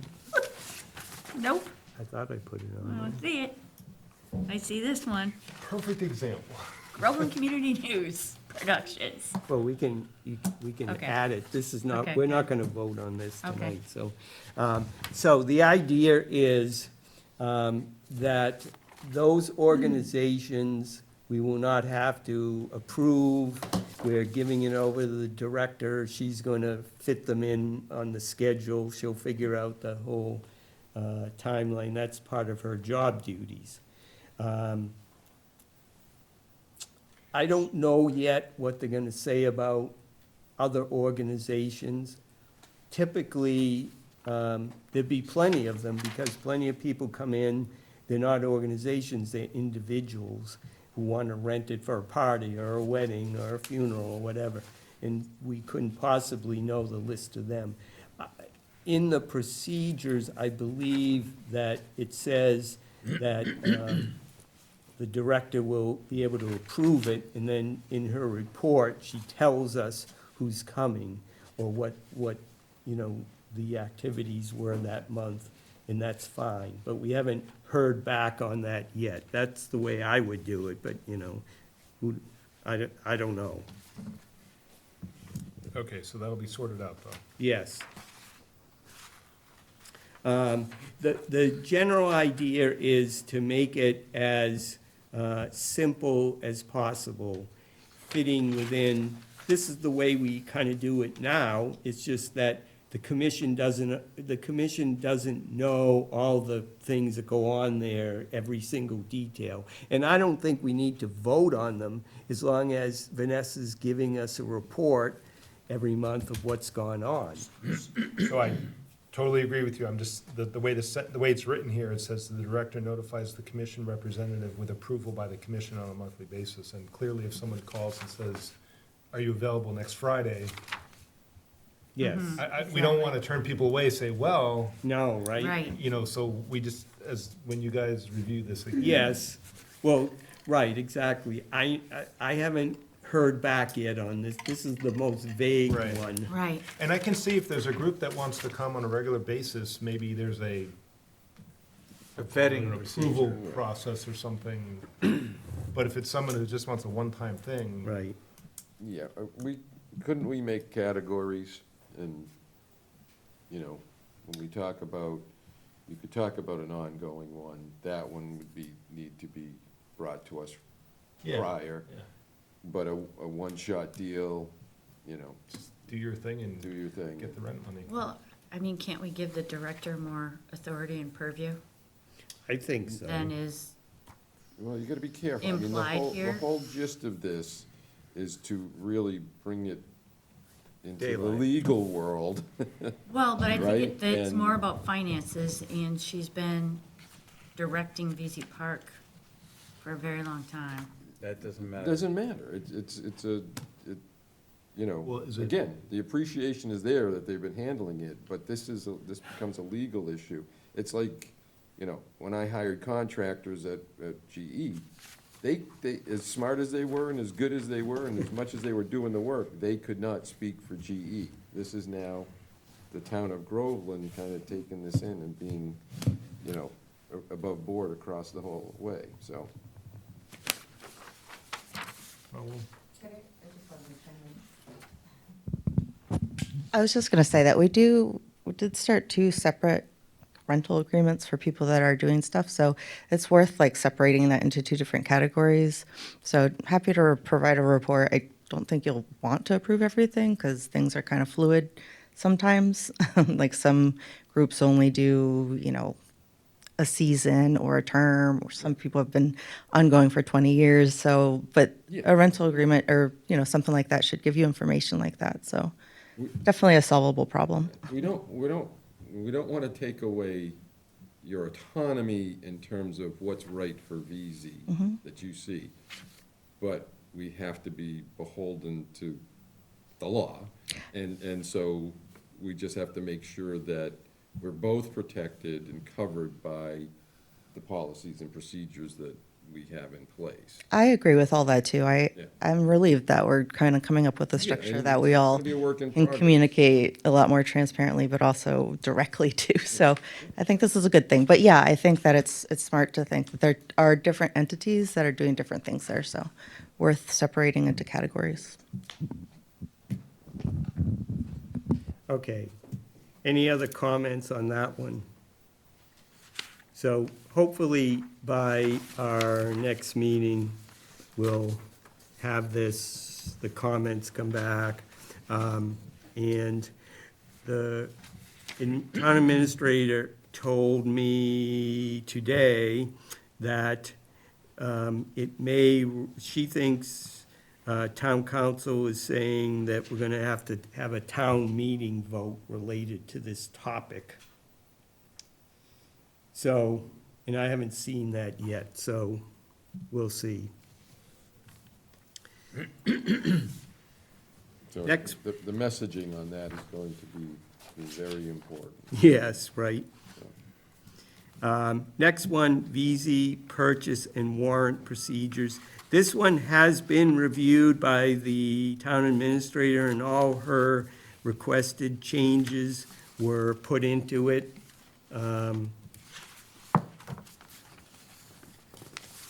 This one has to do with, mostly with John and how things are purchased.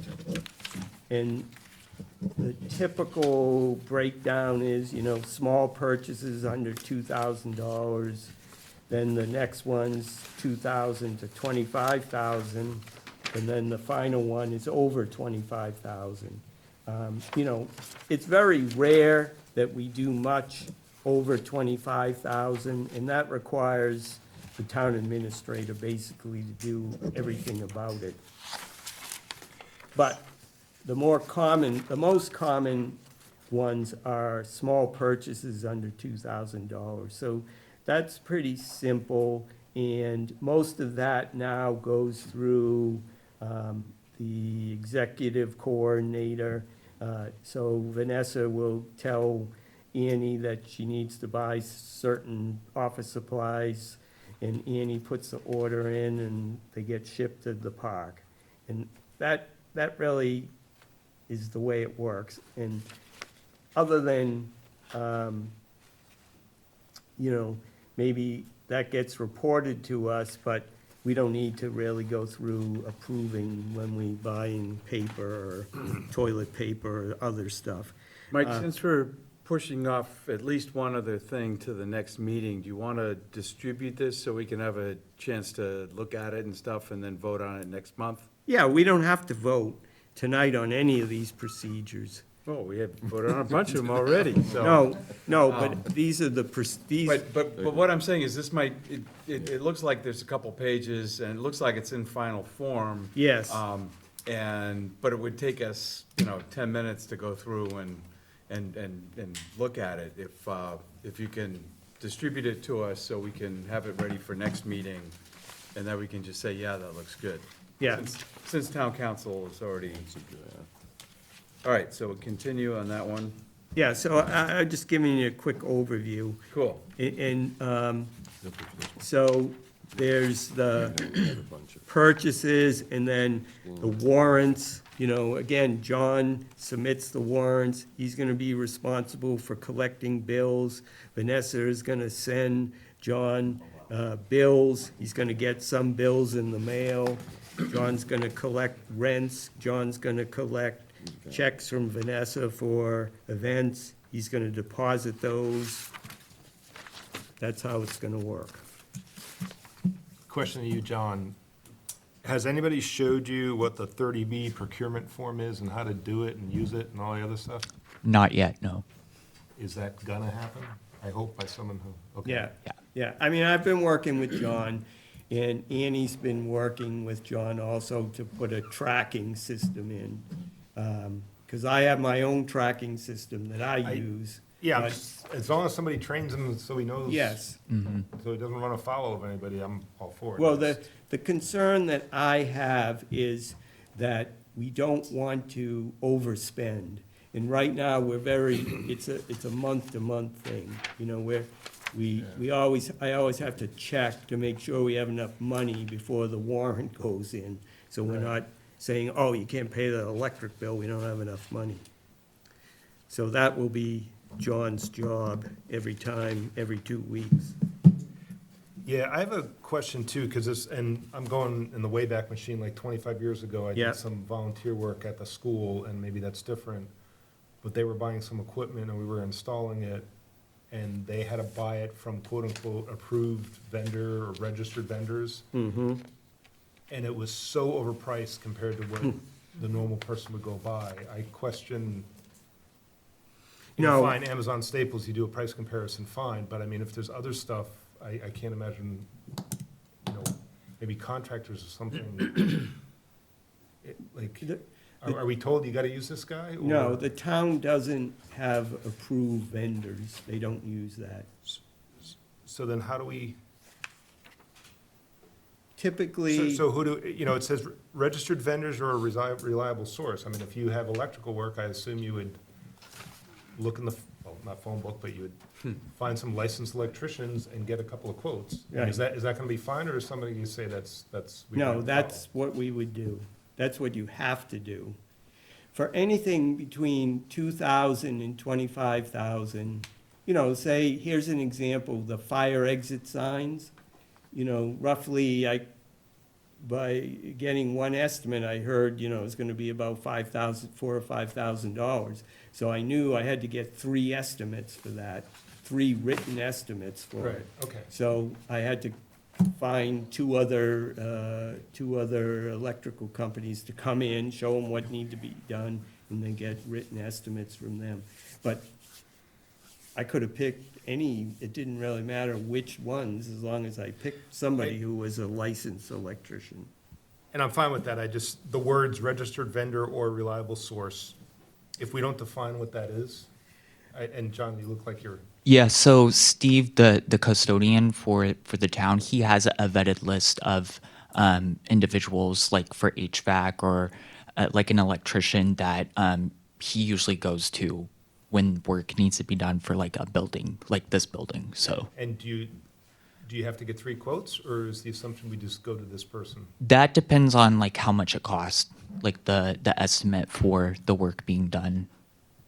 Okay.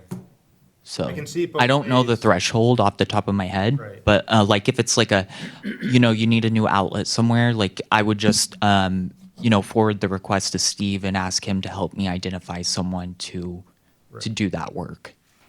So, Typically, under $2,000, it's not picky.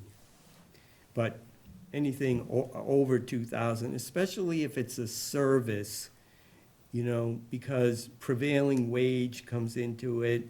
So, especially for like for an electrician, and the trouble is you may not know how much something is gonna cost. I want to put one new outlet in. How much is that gonna cost? Is it gonna go over the 2,000? I don't know.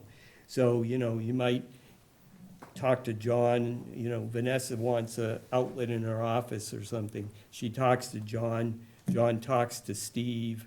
He says, oh yeah, that won't be that much. You could call this electrician and we'll do it with them. Or, if we need 3 outlets, oh, that's gonna be more than 2,000. You better talk to 3, get 3 estimates for that Okay. one. As long as So- he has a list or One at a time. somebody to go to, that's fine. Yeah, yeah.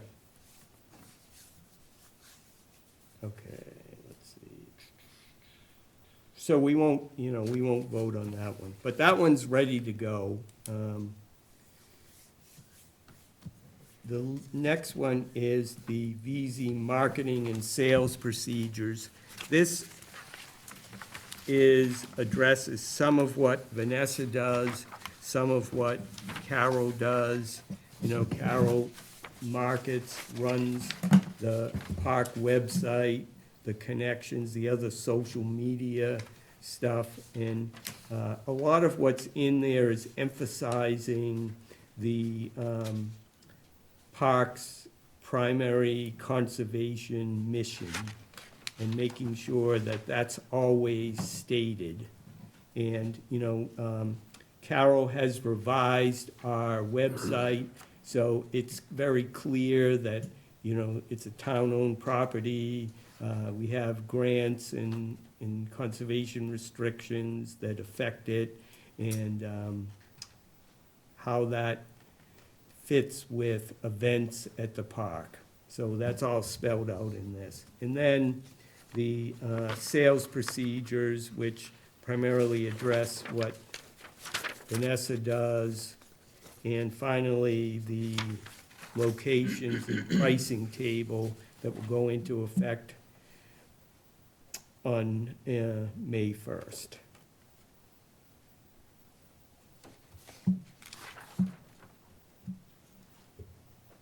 It's kind of tricky. Vanessa has a lot of experience with this, and I think we can rely on her wisdom when it comes to how much people should be charged and how much they're willing to pay, right? Some of those figures mostly came from just other assessments as well, so just a combination of things, but it is kind of a unique property, so it is tricky to price it right. So we'll see. Yes. It's easy to say, oh, gee whiz, how come you're only charging X dollars for that, But Vanessa has a lot of experience and knows kind of what the market is, has done research to see what other organizations are charging.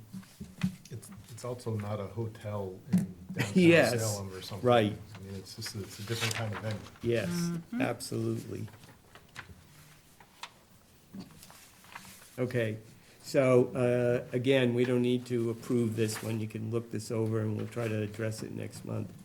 The next one is a memo of understanding with the Friends of VZ Park. So this one, I believe what you have, yes, in the packet is a copy of that. That has gone through, this was a memo of understanding that we received from the Friends of VZ, and what I did was send it to town administrator. She sent it off to town council. Town council came back with a few small changes, not really anything significant.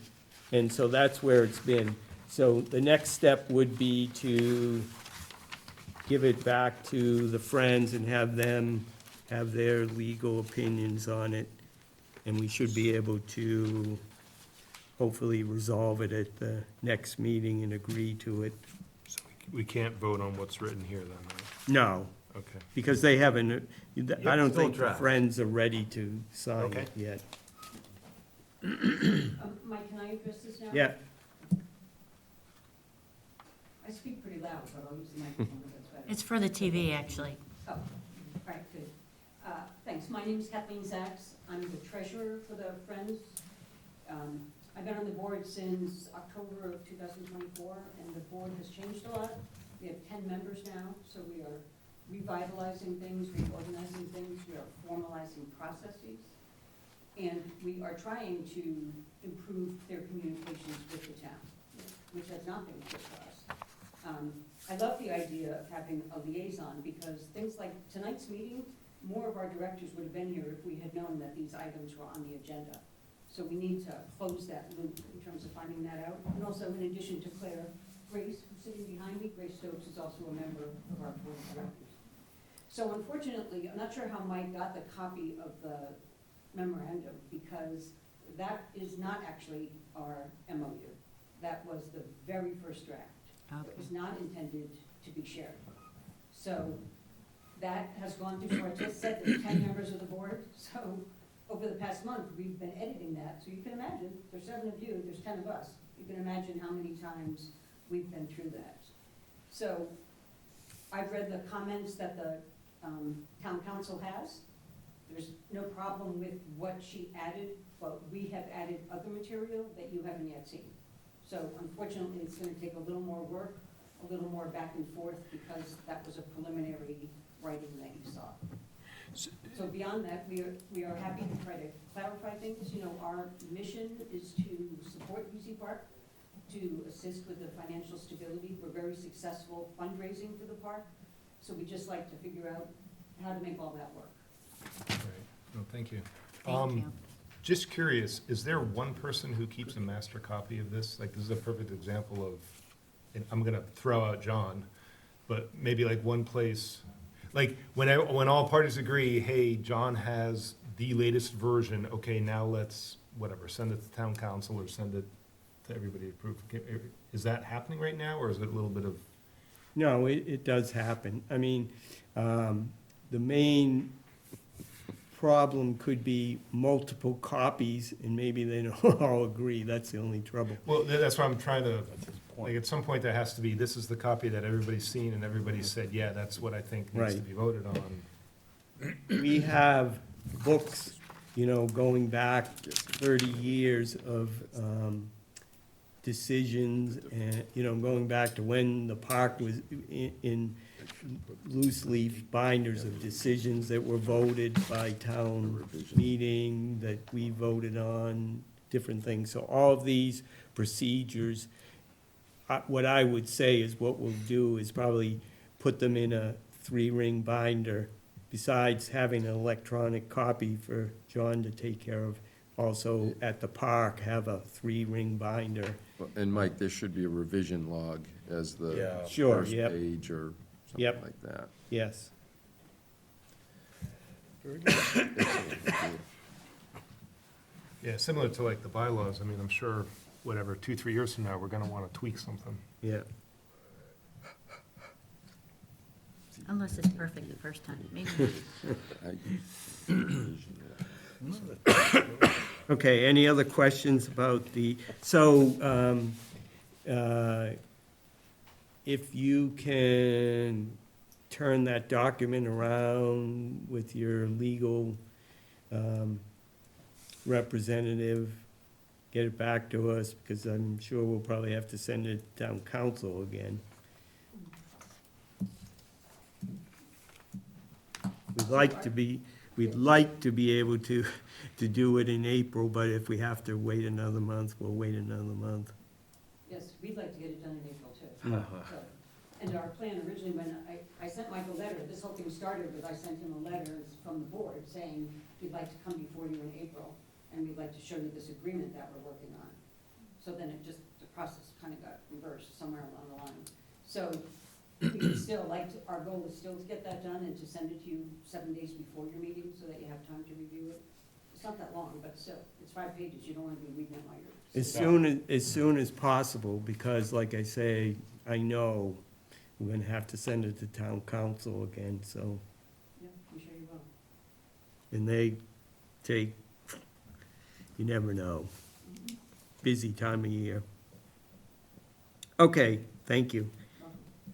All right, next item is approve the biannual inspection and pre-inspection of the lift, not life. I'm so confused. Life at Okay. VZ Park. No, the lift at VZ Park and payment of invoices up to $3,000. Hopefully, it's not that much. So moved?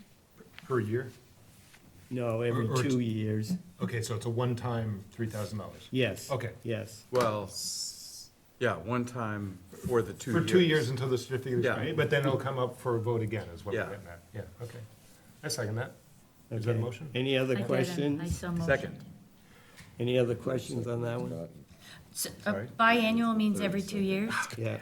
Okay, thank you. Sucks being deaf. All right, all in favor, say aye. Aye. Opposed? Unanimous.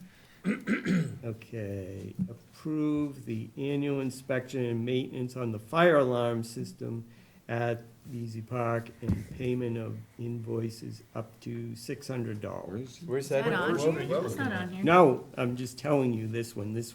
Oh, That's a different, is that how it that's works? a different. Fire division. alarm and $600?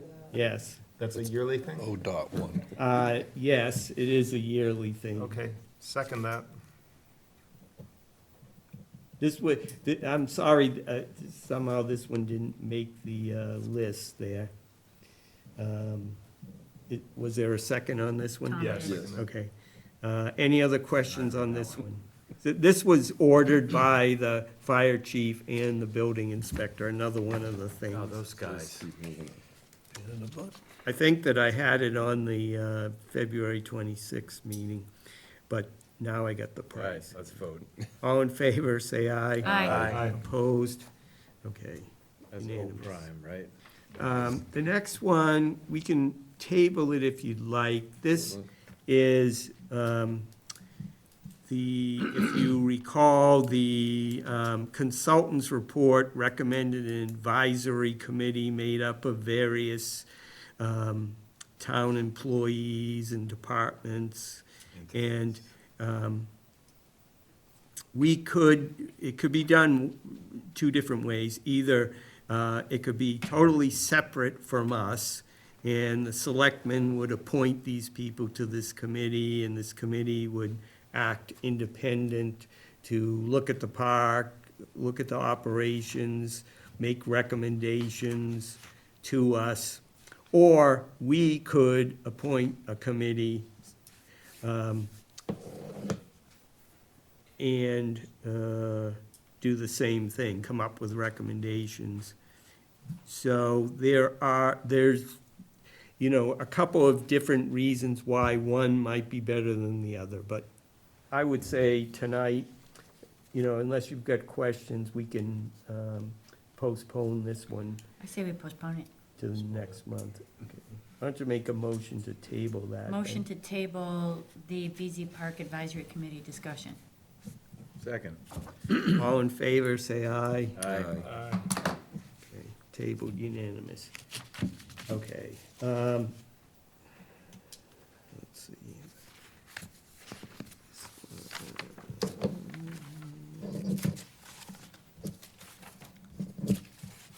Okay, the next one is, I would say, another one that we need to table because we don't have them yet.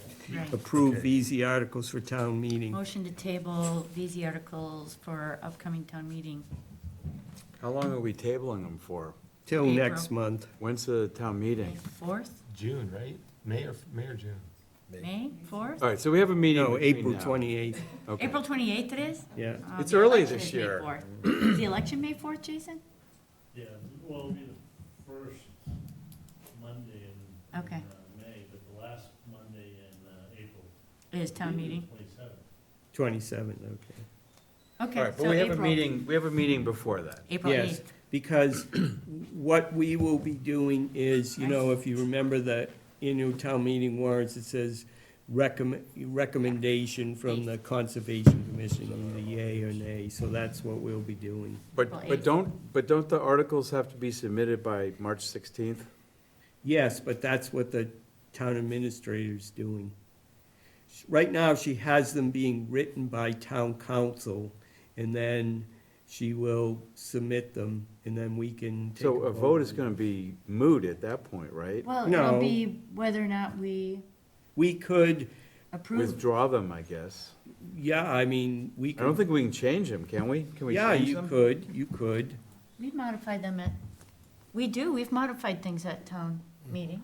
You know, it's Oh, at subject, town meeting, yeah, okay. it's subject to a two-thirds majority vote, but, you know, can be done. All right, I'm not suspecting that we'll need to, but I haven't seen them really, so did I you, don't you know. already moved to table it, right, Stephanie? Yes. All in favor? I of- motioned, did Tom second? I'll second it. Somebody did, it might have All been right. me. All in favor of tabling this till April 8th, say aye. Aye. Aye. Okay. I think that's, the next one is not anything to do with VZ Park. Oh. I just made it on that list, but this is to approve the submission of an article at the town meeting warrant to add parcel 08-4L to a conservation restriction on town forest. Oh, God. This is cuckoo confusing, but there's an 8-acre parcel 8-4L, that was in a article that was passed in 2024 at town meeting, but town council took out a key portion because they didn't agree with it. But Essex County Greenbelt said it has to be in there, and that is that it has to go to the state legislature to approve it because of the way it was purchased. So this is gonna correct all of that and allow it to be part of the town forest conservation restriction that's in the process. Motion to as approve the such. submission of an article for the town meeting warrant to add parcel 08-4L to a conservation restriction on town forest. Second. Any other questions?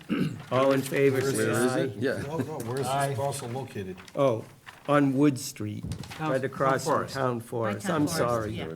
I'm sorry. Any other questions? Okay, all in favor, say aye. Aye. Aye. So we're basically Opposed? Boom. using Unanimous. Okay, now, let's see, what else have we got? these to go through the No? One more thing? Right here. manor fund. But when they did those footing houses, Next is they did some emergency. project updates and discussion. What So about- in the packet, Mike, what about one manor? Where does that fit? Probably not anticipated, Oh, that, not Oh, anticipated, okay. yeah, that's gonna come under that, or surprise. the emergency thingamajiggy? yes. So okay, so the only thing that we've got as far as updates is a report from our marketing person, Carol Function, should be in the packet, right? Saw that, yep. So she'll be giving us regular updates on her activities. May not be as long as that one, but that's a very good report. Yeah. Need to figure out the packet. No correspondence, open discussion. I don't think we have anything that we need to really discuss unless someone has something like that. Is there a flea market going on at VZ Park? Yes, Are there any tables left? yes. I sent you a request. Did you get that? Today? A couple days ago. I don't think so. I can send it again. Pigeons are down. Yes. We have a townwide yard sale in May also, Terry, just FYI.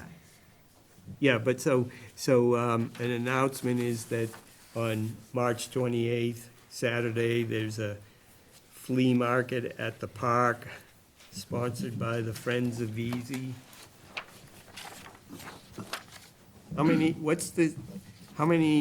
What's the annual number of this event? You're gonna get a table? I'm sorry. I mean, the number of vendors. 18th? 18 years. Oh, 18 years, woo-hoo.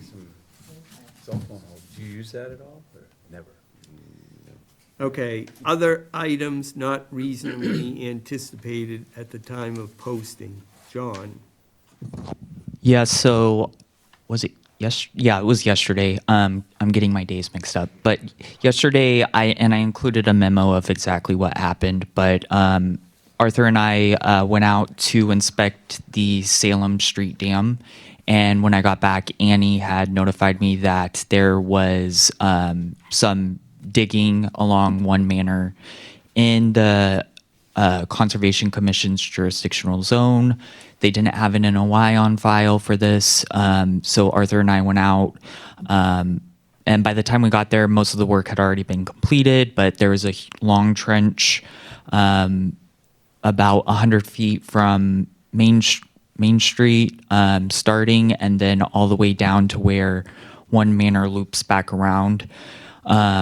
They were replacing the sewer line, and Who? so the manor, it's a private sewer line, so the manor hired a contractor to do that.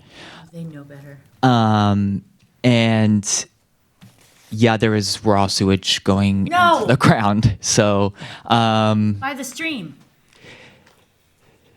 yeah. That's the break that they were repairing. Son of a biscuit. Keep in mind, that's the break they were repairing. Okay. And I'm gonna have to recuse myself as an abutter, Okay. I think, for discussing. Recuse myself also. You're not in a butter. So I let the contractor know what they should have done, and I told them that I would go back to town hall and create a emergency certification. And so I did that. I signed it. Well, first we had to get the Board of Health to issue an emergency order that it declared an emergency so that I could issue the emergency certification. And so that took place. And then the contractor, came by today to pick up the emergency, but the work is already completed. So Okay. there you go. He should come back and do an after the fact NOI application. So. So I'll make a motion that we confirm the emergency order issued by Agent John Sullivan. Second. 1, 2, 3, 4. Yeah, I think it's important to confirm that. Oh, yes. Any other questions on that one? Yeah, what about a fine? Oh, a Is that- fine. Do you want that separate, or? Yeah, let's just confirm the order Okay. first. So- All in favor of confirming the emergency order issued by Agent John Sullivan for One Manor Drive, say aye. Aye. Okay, so that's 4 yays, 2 abstentions. Okay. Hmm. I did. Yeah. So the next step is they know they've got to file a notice of intent with us, right? Yes, it was mentioned in the conditions of the emergency, certificate, yeah. Did we give them 30 days? Yep, with the date, April 9th, I think. All in the, Yeah. in the letter. Perfect. Okay, Bill. Yeah, so I think Stephanie said, they know better. We dealt with them before when they Yep. were working, and I'm shocked that they did not call.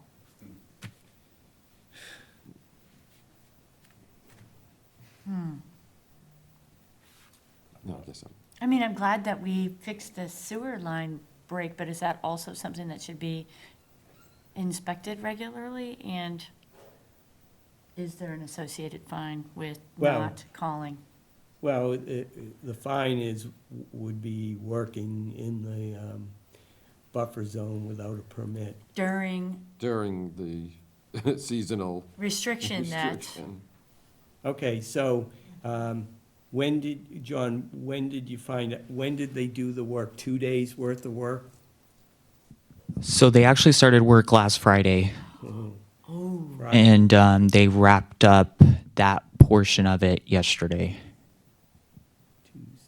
Oh, so 2 days worth of work? Yeah. okay. Okay, 2 days worth of work, Wait, so Friday, Monday, and Tuesday? So that's 3 days. Yeah, 3 days. 3 days, sorry. 3 days worth of work violating the Seasonal restriction. seasonal restriction, and also 3 days worth of work working in the buffer zone without a permit. So that would be a total of But 3 times 600, or $1,800. Is it just a buffer zone right wait, there? 5 days of leakage?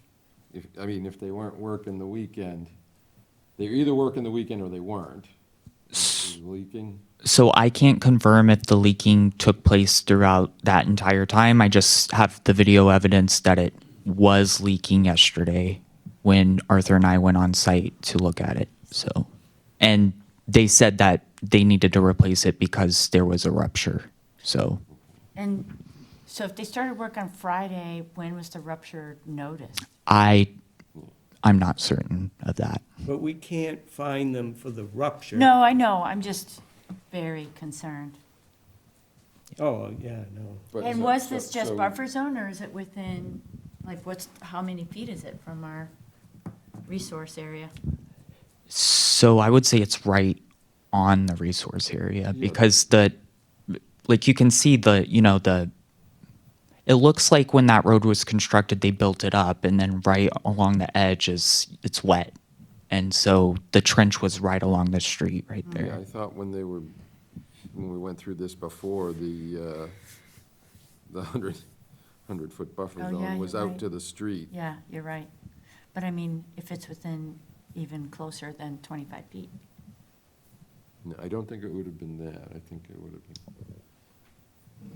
But anyway, so I'm sorry, Mike, I thought you had a good rundown of Yeah. what we would.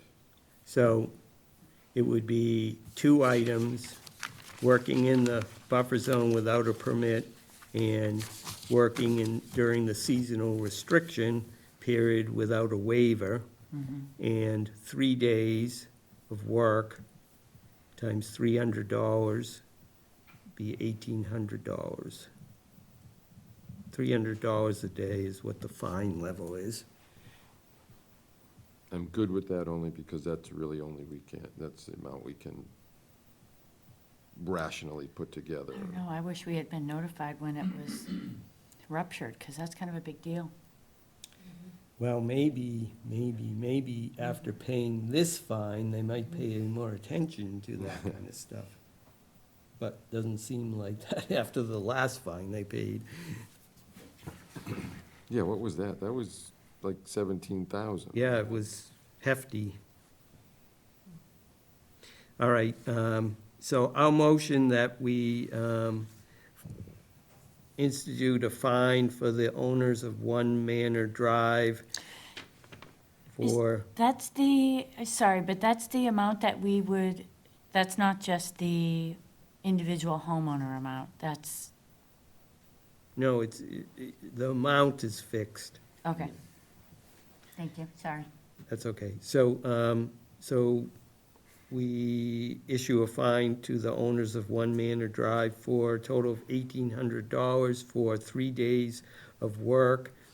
Number one, in the buffer zone without a permit, and number two, working during the seasonal restriction period without a waiver at a rate of $300 per day per incident.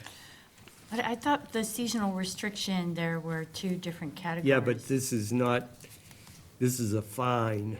But don't we charge the seasonal restriction in addition to the fine?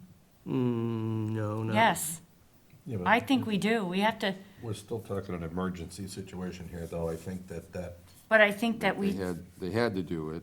I understand they had to do it, but I also feel like we Well, should charge both let's- the fine and the seasonal restriction. Let's take a vote on this one first, and then we can talk about that. All right? So, all in favor, was there a second on that Second. motion? Okay, all in favor of the $1,800 fine for those two incidents, say aye. Aye. Okay, unanimous, 4. 2. Okay, and now you're saying we should charge them, The seasonal restriction fee So- in addition to the fine, absolutely. Well, that's interesting. isn't that, so you'll have to explain that to me, because we just built it up. Like, there's what we can logically. The fines, but then there's also the seasonal restriction waiver fee. I thought that was in there, Mike. No, Oh. no. I thought That's you purely said the 3 fine. days of working in there. Yeah, but 3 that's days just of- because they didn't have it. They didn't have a waiver. So that's a violation. but technically, being an emergency, they would have got the waiver for that.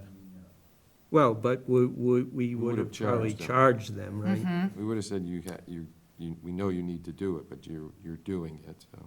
So All that right, would So we're be gonna back charge them for for the waiver the that they waiver. didn't All get. right, Yes. then I agree with that. $400 a day for 3 days, $1,200. Second. Was that a motion? Because I seconded it. Yeah, sure. Speaking as a concerned citizen, not as a commissioner. Yes, It would be a shame if they could just pay for a $300 fine instead of getting a $400 waiver. yeah. That would be a shame. Well, that would have been the smart thing to do.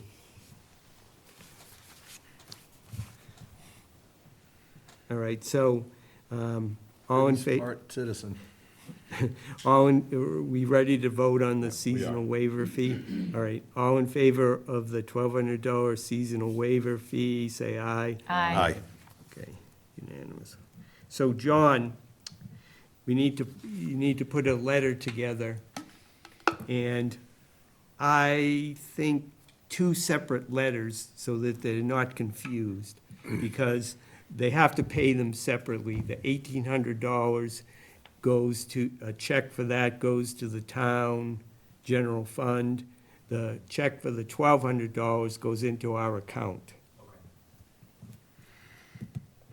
So I would put two different letters, completely separate letters on that. Okay, anything else related to that one? Any other items not Do we have to let anybody anticipated? else know about it? Like, from a DEP point of view? So Annie sent off the emergency Okay. Yeah, to DEP, and then certified mail to the owners of the manor, and then regular mail, and then also certified mail to the contractor. So Okay, great. yeah. Thank you. Thank you. Thank you. So is this matter done? Yeah, yeah, Thank you. come back, Ranks of the living. come back. So a general Yeah, question nice then. chair. Yeah. Just for anybody here, that if you have wetlands or a stream where you have a crossing of a, say, storage pipe, that, can we change our law, our bylaws to require that they have to put some type of marker stating there's no work to be done within this zone without prior approval, or? We can't do that for any existing stuff, but we should do it for any new stuff, Well, right? hopefully we wouldn't approve a sewer line in this situation. Well, I mean, I don't think the I don't manor think the would manor have would been be built. there if, right, if it were Today. being would built be now. radically different. But Yeah. if they were digging and they saw this marker, then it probably would have, before they dug into that. Who knows? I mean, the Well, contractor they- should have known they- better. But they had to do this, we know they had to do this, and as soon as possible, so, but there should have been some communication. Yeah. Interesting. Okay, John, on to your updates. So I received an email from the Massachusetts Conservation Districts. It's a nonprofit that they want to reestablish the Essex County Conservation District. And I included a flyer in your packet if you want to join for an in-person meeting at the Topsfield Fairgrounds on March 18th. So it's limited to 25 people for the entire county? Yes. Sounds like one per town, or not even that much? That's Yeah. next Wednesday. Yeah. How serious are they? Are you gonna go to that, John? I was not. I mean, I'm interested, but it's next Wednesday. During the day, right? No, it's Late. at 5:30. Oh, 5:30. But Can we make a motion that Mike goes? I mean, I might. I'm not interested, but No, but I wouldn't be surprised if they're it's fully al- booked it's already already. filled, If yeah. what? Oh, you think so already? It's 25 25 people. people. and No. there's- Have you seen our volunteerism rates? I can call and ask them tomorrow and let you guys Let us know. Yeah, let us know. Yeah, The way it's written though, in-person attendees, I wonder if they have something virtual. Like only 25 people can be in the building, but. Yeah, Right. So ask them if they have, Because it's like, if you're gonna join your friends and neighbors, They probably should have considered the Great Hall at Veazey, yeah. 125 people. yeah. Well, it's at Topsfield Fairgrounds, eh? Trying to.